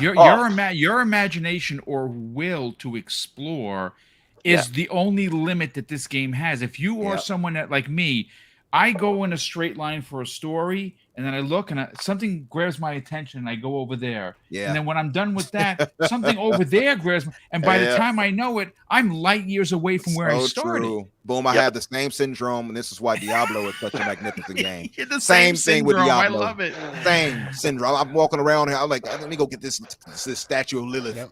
Next thing I know, I'm in a dungeon somewhere. I'm like, wait a minute, did I do the statue? Then I'm like, let me go get the statue of Lilith. Next thing I know, I'm doing a nightmare dungeon again somewhere. Then I go get another statue of Lilith. I'm going to get a waypoint. I'm like, what am I supposed to be doing here? Then somebody else hit me up. Hey, can you help me in this match? All right, let me jump in there really quick with you. So this is like the same thing that I see with Starfield. You're going to be going to do so much. We have 1,000 planets to go to. Now, not all of them are going to be super fully inhabited with whatever, but I know they're procedurally generated. They're going to put some stuff on it that's interesting to us. You have these ships that you can combine and make. When they robbed the guy in space to board them like that, I was like, oh. And they took that's like Grand Theft Auto. Man. Yeah, Starfield, Starfield Auto. Yeah, Starfield Auto 6. Absolutely. I was sitting there like, yeah, man, he boarded. Then he flew off with the ship docked to his. I'm like, okay, so that's how it's going to work. You're going to steal their ship, you fly off, and then you put it into your inventory. I love it. Literally GTA in space. Absolutely. Yeah, absolutely. I mean, I don't know. I feel like if you were doubtful of Bethesda and Starfield and what Todd Howard and the team were going to present after their Fallout 76, I think you had to be alleviated today after seeing what we saw. I agree. Yeah, I mean, just listen, amazing. Umber, I'm going to tell you this: you and Daniel McGee and myself, along with Retri, are going to be continuing this conversation on Tuesday, because what I want us to do, the homework I'm going to hand you guys, is to go back and watch this in the 4K. Like go and because I want to see the 4K. Say less. I was going to do that anyway.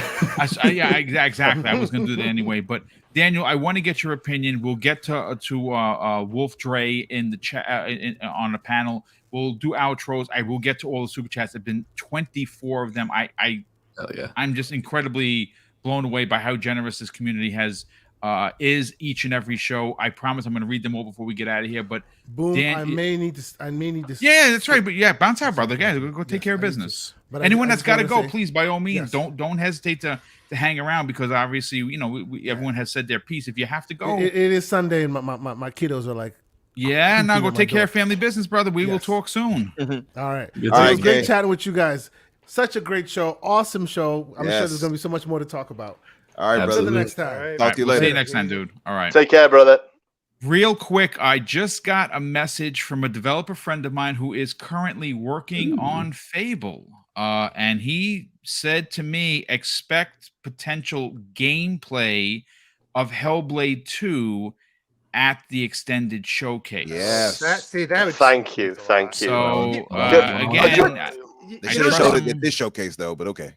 Yeah, no, well, you know, I it's mean, interesting, Boom. Like you remember back in the day, like I remember the OG Xbox. You know, they'd have an E3, the start show, and then as the week went on, you'd get maybe a little bit more, you know, nuance or a little bit in-depth more look behind the details, scenes. context, right, to the games. Maybe because like right now, like even some of the articles I've been shooting some of the leaks there, like even some of the articles that are coming out are adding some more context to what some of these Yeah. games are, which is starting to change. You know, like getting me a little bit more excited than I was just seeing, you know, a narrative trailer without really any information about its gameplay. And you know, Tuesday, you know, maybe Tuesday is that thing. Like I remember back in the day on the OG Xbox, like we learned about Splinter Cell like in the middle of the week. Remember that? Like it wasn't at anybody's showcase. It came out in the middle of the week. So I'm hoping that maybe they're shooting to like use this as a you know, like as a launching point, and then we get a lot more depth here between now and Tuesday. So that could really change. That could change a lot. If sure, it could make it an 11 out of 10 for some people. Yeah, I certainly hope that's the case, though, Boom. Because like when I think about gaming, like with E3s in the past and stuff like that, like traditionally, like, you know, like 1 year you'll get your like reveal CGI trailer or whatever, just to let you know the game's being worked on, and then the years that follow, then when they're ready to show something again, you get like some in-game like a cutscene of some kind, maybe like a little mix that like thrown in a little bit of gameplay, like the Avowed thing we saw earlier, or Fable, and then later up in the line you get a bit more gameplay, in depth of the gameplay, and I kind of felt like Hellblade took a step back because we've already had the CG sort of like trailer like years ago, and then like last year or the year before we had like that almost like cutscene / gameplay thing where she threw the spear at that troll creature, and obviously this would be the year that we'd have like almost like, maybe not to the extent of what they did with Starfield, but like a deeper look at some gameplay, but we didn't. And I was a bit like, hold on, like, why are we getting another, like, almost like a cutscene? Like, as cool as it looked, and it looked breathtaking visuals, but I was like, yeah, that doesn't make sense to me. Like, we've kind of gone back a step. But if they're gonna show gameplay on Tuesday, that's very good news. I really, really hope that's the case, because that'd be the cherry on the cake for me. It was also really creepy. Oh my god, it was so creepy. Oh, it was creepy. It set a tone, all right. It looked phenomenal. I'm not taking anything away from it. It looked great. I'm all for it, but I was just surprised. I was watching it, and I was thinking to myself, do I really want to play this? Like, I know I do, but like, do I really want to play it? Because I'm a coward. And oh man. Yes, Sammy. Yeah, do you know what? I'll never forget the conversations we had about like your fear of certain games, shall we say. Never gets old. I love it. Yeah, it does, absolutely. But listen, Daniel, let's get your hot take, brother. What do you got for us? Ooh, okay. So first of all, let me just start with Avowed, because I already kind of talked about it. That's one of my three for sure. Avowed is massive. I think it's going to be great. I am sort of skipping over a couple because like I feel like I don't need to talk about Starfield. You know, I think everyone looked at that and they're like, that's a game of the generation. Like, that's in a different tier. We don't need to talk about that. Right. Kind of the same thing with Fable. I think, especially if what you guys are saying about some of that being gameplay is true, then, I mean, hell, I've never been the biggest fan of Fable in the past. The whole, like, kicking chickens and farting in people's faces thing just, like, never did it for me. But hey, you stick Richard Ayoade in there and I'll be at least a little bit more interested, so let's go. Why not? Make him 70 feet tall. Sure, why not? Anyway, but yeah, so Avowed is my number one. I think that's gonna kill it. I'm so glad that it's next year. Everything about it that we've heard from tweets and stuff in the aftermath is phenomenal. Super excited. Then we got South of Midnight. I think that's another one of my three for sure. I look at the art style of that and just the vibe of it, and it gets me 100%. I love that sort of like Louisiana, like deep South minus the racism vibe. Like, I think that's great. The like undead guitar player guy, you know, all of that really speaks to me on a big level. I don't think we got a release date for it, so I wouldn't expect it necessarily soon. But I'll be looking forward to it every day from now until then. And then the third one, and probably my biggest one, and the one that I know no one else on here is going to talk about, is Persona 3 Reload, baby. Look, Persona 3. Yeah. Let me just stand here for Persona 3 for a minute. Persona 5 came out, and everyone was like, "Oh my god, Persona's so good." And I've been sitting here for 15 years, sitting on this deck, being like, "Yes, sir. Yes, sir. It's been good the whole time. Actually, Persona 3 is the best one." And people look at me like I got a hole in my head. Now it's coming. It's coming back, and you're all gonna see that I was right the whole time. You're gonna You gotta see let the off the story, you're gonna see maniacal the laugh characters, after you're gonna that. see, oh, it's gonna be so good. It's gonna be so good. Also, I've been trying to look into it because I cannot find consistent reporting on it. On Atlas's Twitter page for Persona 3 Reload, actually for all three of those games, they are not confirming a PlayStation version at all. And you go to the PlayStation YouTube page, and the only trailer from the show that they've reposted is City Skylines 2. There's a solid chance that some of those Atlas games might not be coming to PlayStation. That would be a big deal. That would be a really big deal. Usually So they're you're on saying top that of it. Xbox Like they're is gonna posting the Final trailers as Fantasy? the show's happening. What did you feel, Danny? Now I know you're a big Persona fan. What did you feel Ooh, about baby. that Team Atlas having 3 games coming to Xbox and a spinoff with obviously, with that new game, what was it, Metaphor? Metaphor. It had a dumb tagline. Metaphor Refantizio. Yeah, that's definitely like, hey, we're a Japanese studio and we're gonna put some words together that don't necessarily make sense, but do sound fancy. Right. The art style of Metaphor looks really exciting to me. I'm super interested in it. I'll take a tactics game of any form, but you slap Persona in there and I'm twice as excited as I normally would have been. Like Atlas just is showing up in my DMs. They're just they're on the same brainwave as me. I love them so much. They're phenomenal. I love that their games are coming to Xbox. I think the fact that we're seeing all three of these games not just coming to Xbox, but on an Xbox stage on Game Pass day one, I think all three of them, Metaphor might not have been, but at least the other two Persona ones, means that I have no concern of there was some rumor that like Persona 6 might be a PlayStation exclusive. I think unless they've specifically gone and dropped like a huge bag on them, I don't see that happening anymore. Like I think Atlas has very clearly made the decision that, hey, more platforms means more money. Looking at you, Square Enix. But no, yeah, I guess just looking at the amount of Japanese games that are coming to Xbox, which is something that I think a lot of us have really lambasted them for. This makes me extremely happy. Like because we saw the first two Persona games, like their trailer come up, and I was like, oh, okay, this did leak, so like whatever. The third time that the Atlas logo popped up, I was screaming. My upstairs neighbors hate me, but you know what? They earned it. They earn it because they're usually the worst. They're usually the bad ones. I don't know what they're doing up there, like Pilates or jumping jacks or something. It's bad. I thought it was Persona 6. Honestly, I was like, they can't get Persona 6. I'm like, no way they're going to show all 3 and another Persona. I was like, wow, that'd be insane. Yeah. I was getting really excited. It honestly, this is equally exciting as that to me. Just because, first of all, it's obviously like very heavily Persona inspired, so it's going to be very much like a Persona game. Yep. And secondly, Atlas I don't think that it's a SMT game, and I feel like I might be wrong on this. I think pretty much every game they've made for the last very long time has been specifically an SMT game, like in that same franchise. So looking at Metaphor, I would have to look at the trailer again. I don't remember if they showed off like the same demons. It looks like it's in the same universe. Honestly, I thought I was looking at a Persona game, to be honest. It probably is. Atlas has their their Jacks and all that stuff. Like they have their very popular characters, Pixie, all that they will stick in all of their games.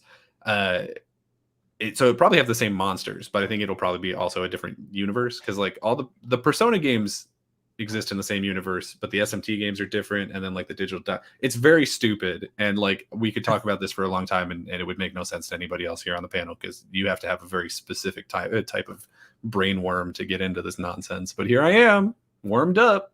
Listen, brother, you like what you like, Daniel, and if you're a fan of the games, you got what you wanted, and then some. So like these three announcements seem to be like a cherry on top kind of situation for you. Because we all knew that like first party was going to show up in a major way, right? So we were looking at, a lot of these games we were kind of expecting. Some of them I wasn't expecting to look as good as they were. Like, honestly, I wasn't expecting Compulsion's game to pop me as much as it did. And then what was the other What is one? my- The is really loud. going through here. yeah, I don't know what's going on there. There was another one. Oh, the Towerborn one. That's one that like Jez has been pumping up for a long time. He leaked it super early. Yeah. He was calling it Wandering Tower for the longest time.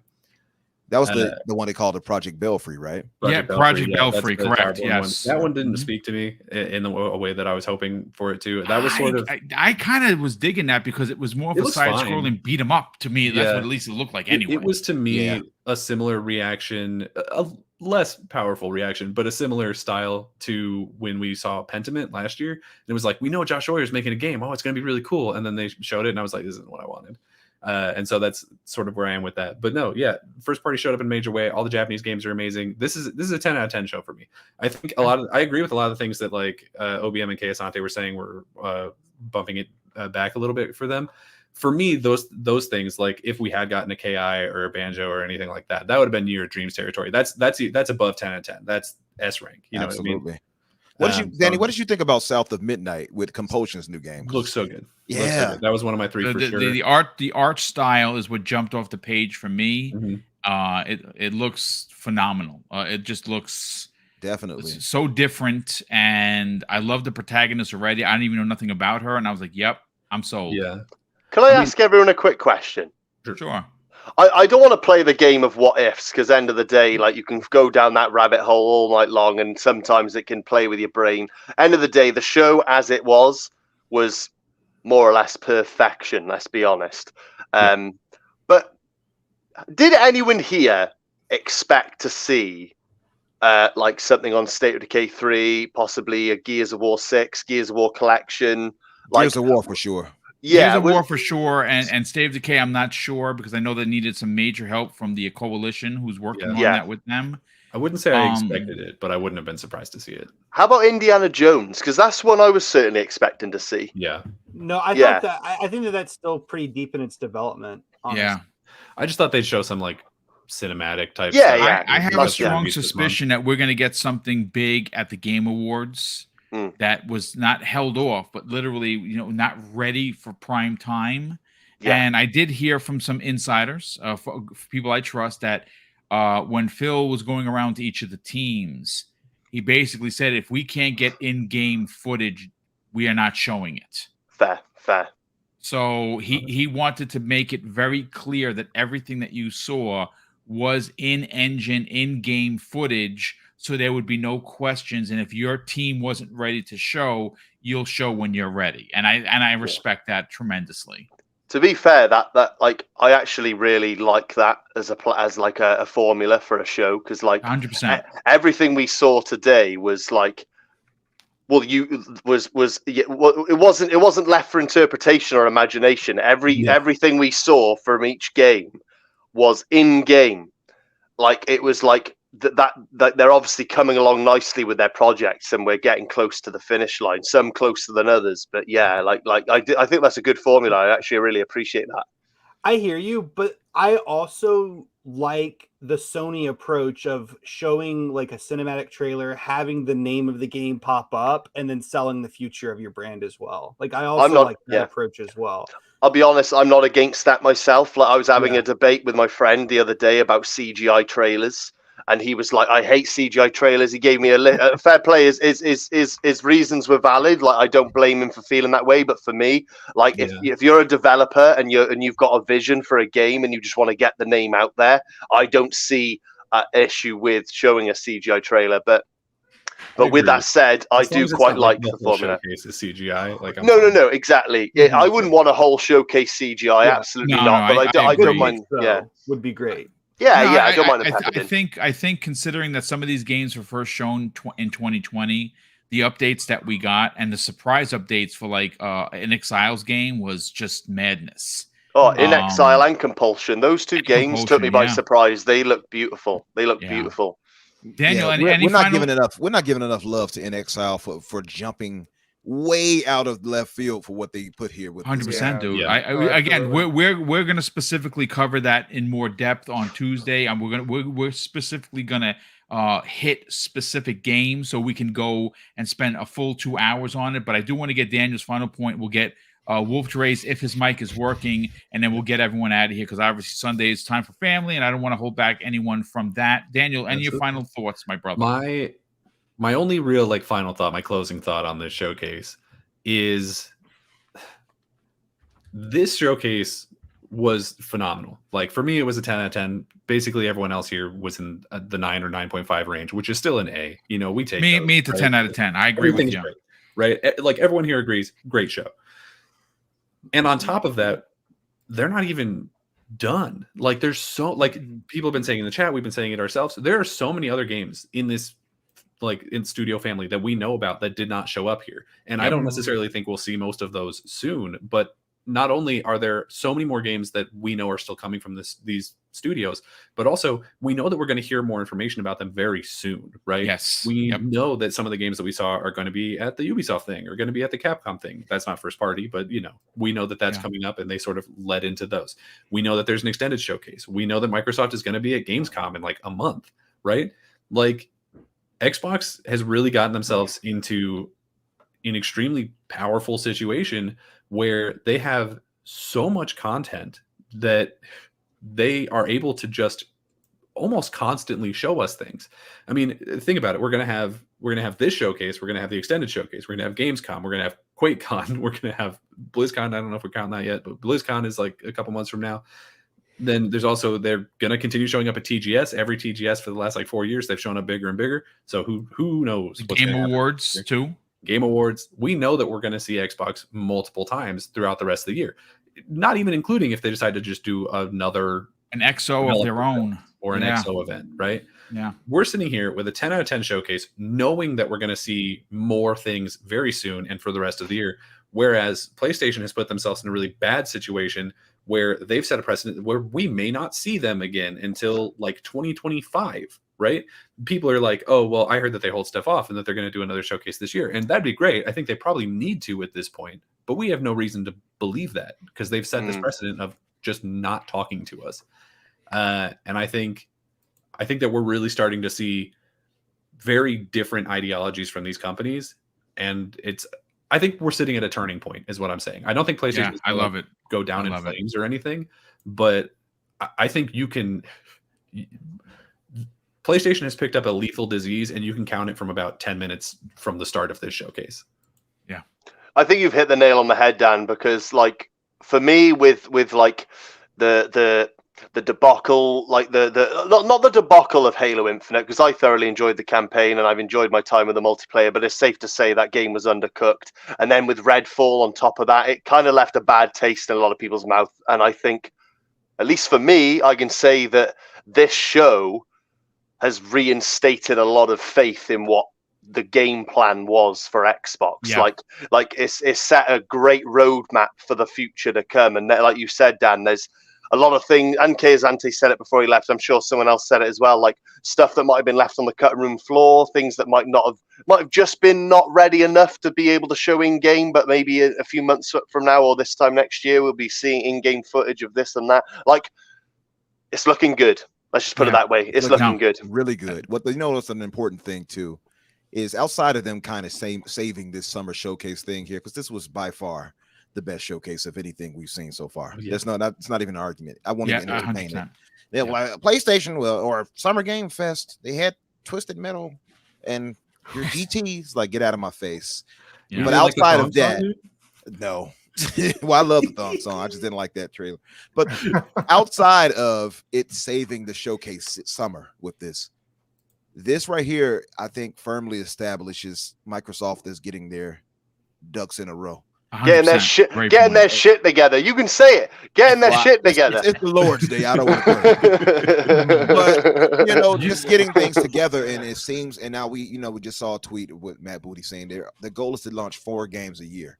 per quarter, right? Like total, right? For a And year. I can see that now. Before I wasn't sure, but now I can see that vision coming to fruition. You absolutely can see that from what they showed. We already know very 3 for confident. next year or more. Is it Well, like Hellblade, Hellblade, Avowed, and Fable. something else for tomorrow. Fable, yeah, Fable, and Fable, yeah. So 3 major ones right there already. Man, I'm just crazy. happy to see that they delivered and they said, hey, we're going to embrace all these criticisms they get, because they've been criticized left and right. We've been talking about. Spencer even said it on stage. He did. He literally, and so they're taking it to heart, and that's what I really appreciate about them, is that they're not just hearing us and like, whatever, we're going to do what we want. No, they're saying, hey, let's take stock into our community and say we're going to try to deliver to you what you've been clamoring for. Okay. And for them to deliver like this, man, hey, much love to them. They did a good job. Yeah, dude, I think you knocked it out of the park. I think you're onto something. And you know what? I didn't even think for a second, Umbra, that they did have 3 major AAA games for next year. They have confirmed that. Yep. That is crazy. And the size of those games, it's Avowed, it's Fable, and it's Hellblade. Are you freaking kidding me? Wait, was it Fable? I thought it was the Midnight. Maybe I'm getting it wrong. No, Fable definitely said 2024. Yeah, okay. Fable said 2024. It did. Okay, so I wasn't crazy. Yeah, so okay, I am crazy. Sorry. No, that's all right. Listen, let's get Wolf Dre's opinion, and then we will get everyone out here after I read the super chat. Dre, you there, brother? Yeah, can you guys hear me?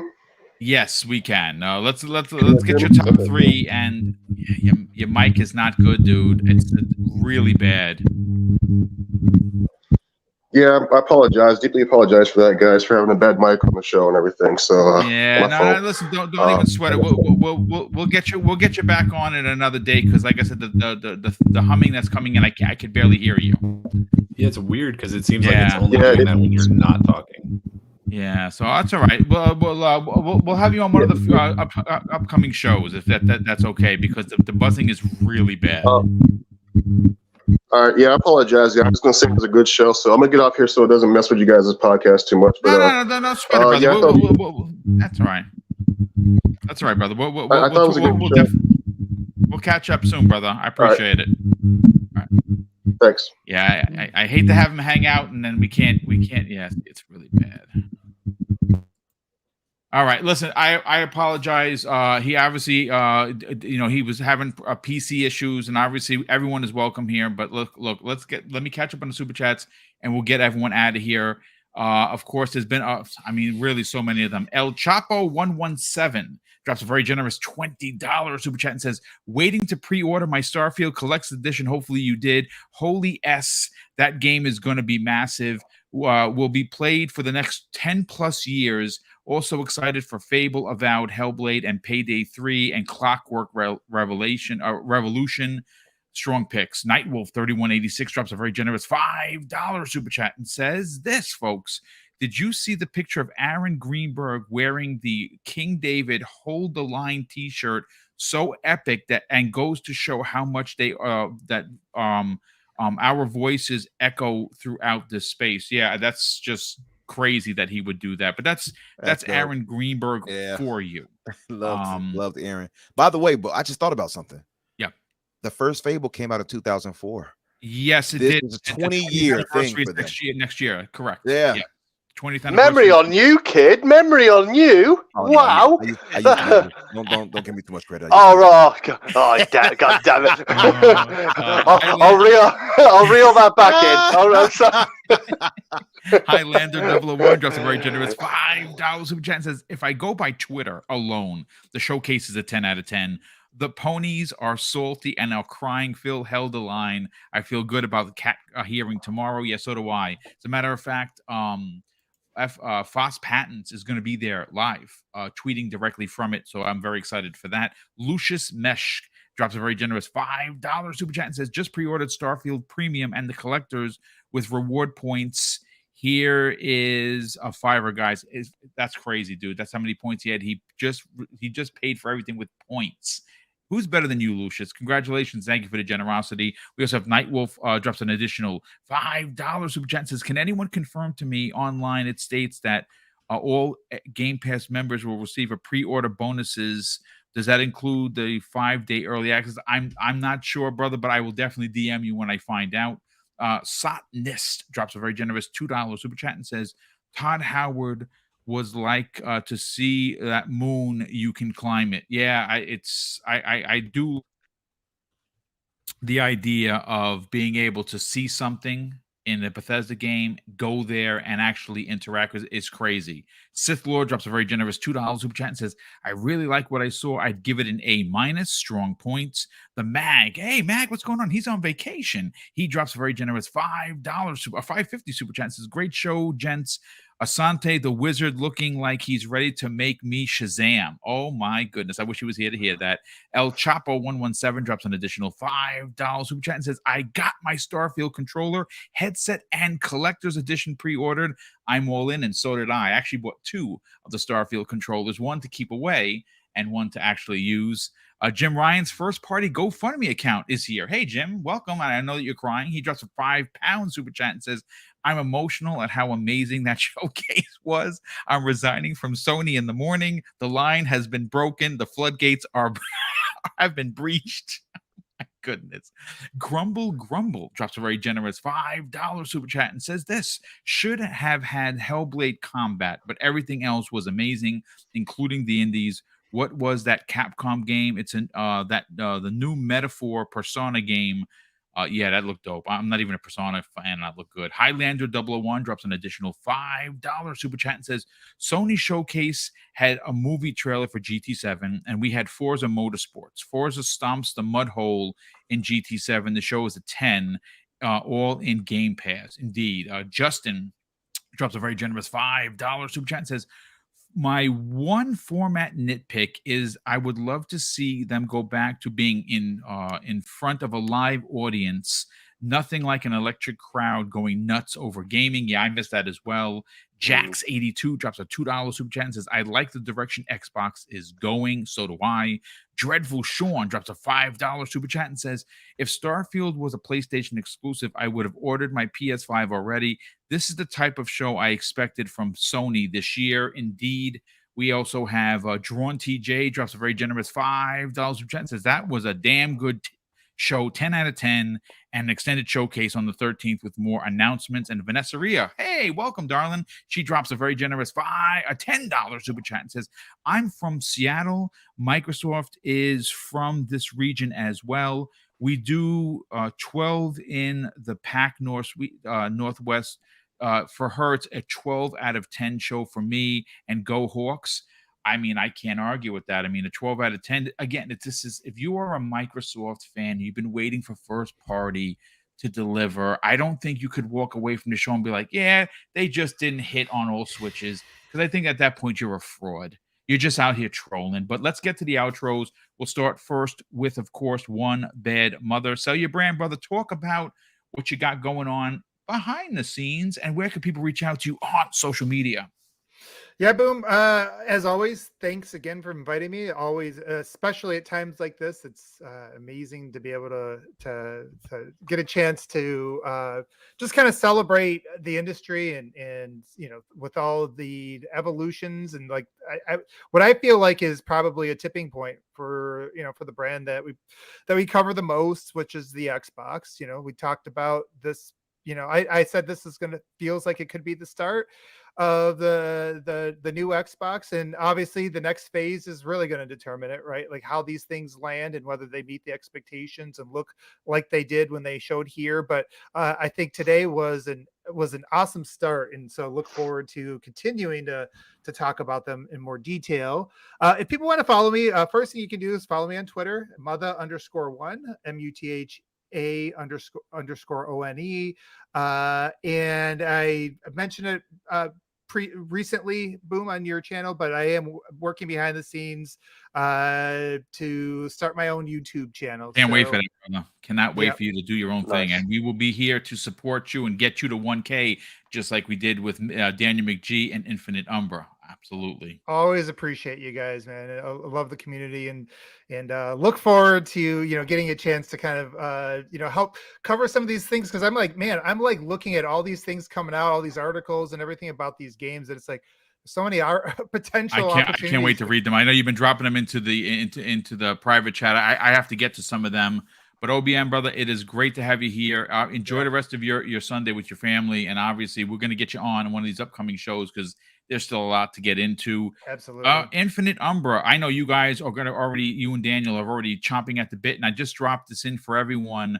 Shinobi 602. I think you know who that gentleman is. Well, he has just put out a full video that is all of the gameplay, actual gameplay from in-game of Fable, and there is a lot of it. I just saw it, and I was like, so screaming so internally. talk about it. Sell your brand, brother. Talk about the fix where you and Daniel chop it up each and every Thursday. And where can people reach out to you on social media? Well, you guys can find me on Twitter under Infinite Umber or Umber Infinite. You'll find me either way. And man, crazy showcase, one for the history. Yeah, one for the his ages here. And man, we're gonna have a crazy show this Thursday. We're supposed to have Dealer, Rand, Dirt Griggity, and Holy moly. Wow. And, wait, hold on, I'm missing someone. Dirt Griggity, Rand, Dealer, and who was the fourth? You and me. Oh no, let me check my text. But I hope he's not watching now. Right. Whoever said person is, he apologizes. He's just still excited from the show. Everborn. Oh, okay. Well, there you go. Everborn Saga. Who Tinfoil Hetman himself. Absolutely. That's right. Everborn Saga, Dealer, Rand, and now I'm forgetting the last person again, and Dirt Griggity. So it's going to be a crazy show. I'm tired. That's why. But it's going to be a great show. I'm still so hyped about this. I know we're going to chop it up crazy on Thursday. So I mean, we're going to chop it up Tuesday too. So Yeah, we're looking forward to it. Obviously, you guys have already hit over 1,000, and it's not because you were gifted subs. You guys work real hard. Daniel, please help Infinite sell the brand of the fix, and more importantly, talk about your YouTube channels. Where can people reach out to you on social media? Yeah, so you can, of course, also find me on the fix with Infinite Umbra every Thursday at 7 p.m. Central or 8 p.m. Eastern. You can find me on Twitter at Daniel J. McG or at my personal YouTube channel, which I'm going to drop in the chat, but is also just Daniel McG. So you can find me at any one of those places. We are going very hard on podcast sort of stuff this week between Xbox Factor on Tuesday, the fix on Thursday, and this today. So it's gonna be a lot of content this week. I'm really looking forward to it. So please go. We're super happy to have you here with us, Daniel, and obviously seeing your channel grow, and obviously you and Umbra launching a very successful fix. The fix podcast is just it's great to see. It's great to see that kind of success. Gone a lot faster and better than I thought it would. Well, you guys deserve it because you guys are fun. You guys are fun. You're truthful. You're honest. You're clear on your points. There's no shenanigans, and I think people appreciate the honesty that you guys both bring. But speaking of, by the way, you know, we didn't even mention the 1 terabyte Series S that they showed. Yeah, which is $349 and in jet black, no less, which is freaking dope. Again, I think they're gonna sell some consoles after today. But the Welsh Gamer, we don't have you on here enough, brother. I need you to tell people where to follow you on the socials, and we definitely got to get you back soon. Oh no, I was literally just gonna say, I've had the itch like for a while now, and like this came at the perfect time. Like it seems to be an annual thing now. Like it's pretty much this is the only podcast I do like once a year, and it needs to change because I thoroughly enjoy getting on these shows with you, Boom. So definitely expect a message or two from me in the upcoming weeks. You're always welcome, brother. You got the key to the front door. 100%, man. I appreciate the invite. And you guys, honestly, everyone, like this was an excellent show. Thoroughly enjoyed myself. Thoroughly enjoyed talking about it with you guys. It's always a pleasure. You're like an extended internet family. I love you all. So, yeah. And everyone watching, bless you. I blew you a kiss, just in case you didn't know. And not to lower the maturity of this show, Boom, but it was funny when you were doing the super chats. Daniel McG like put his hand over his nose, and it was exactly at the same moment that I farted. and I thought for a second like it somehow traveled through the mic, and I was just like, but then it hit me. I was like, that's not possible. So I had to rein it in. I nearly belted out. I nearly interrupted you like laughing because it was just too perfect. It was like as I let it out silently so it didn't come through the mic. Daniel like leant in and like covered his nose. I was like, whoa, what's happening? Oh man, that's great. That's good stuff, brother. I love it. Yeah. What podcast are you gonna find? You're gonna hear that kind of humor. But listen, Welsh, love you, brother. Great to hang out with you again. Thank you. And I saved one of the best for last. He just launched his own new podcast. It's about Western RPGs, and my God, Zemi Games, are you going to have a lot to talk about this week with your co-host? Talk about where people could help you get your new show, your new YouTube channel past 1K. Talk about it, brother. Sell the brand.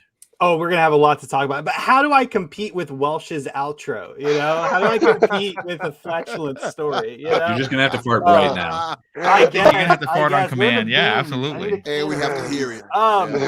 No. I did launch a new YouTube channel. It's called RPG What. We have a Thursday show every Thursday. We didn't actually have one last Thursday though, because I was really riding on Game Fest showing off of, like some good RPGs, and they just didn't really have a whole lot there. So we actually ended up canceling the show. But typically every Thursday at 7 p.m. Eastern Standard Time, we have the RPG What podcast, which is a Western RPG centric podcast. So if you enjoy games like Elder Scrolls, Fallout, Fable, Avowed, just The Witcher, Cyberpunk. If you enjoy those types of games, definitely stop by, check out the show. And if you like the content, hit the subscribe button. I also post videos up on there, and I can definitely envision a lot of RPG videos coming to that channel here pretty soon. A lot of great Western RPGs were shown off during the Xbox showcase. So you guys can also follow me on Twitter at Zimmy Games, and that's pretty much all I have. Boom. Thank you so much for the invite on this show. The Xbox showcase was incredible, and so was this podcast.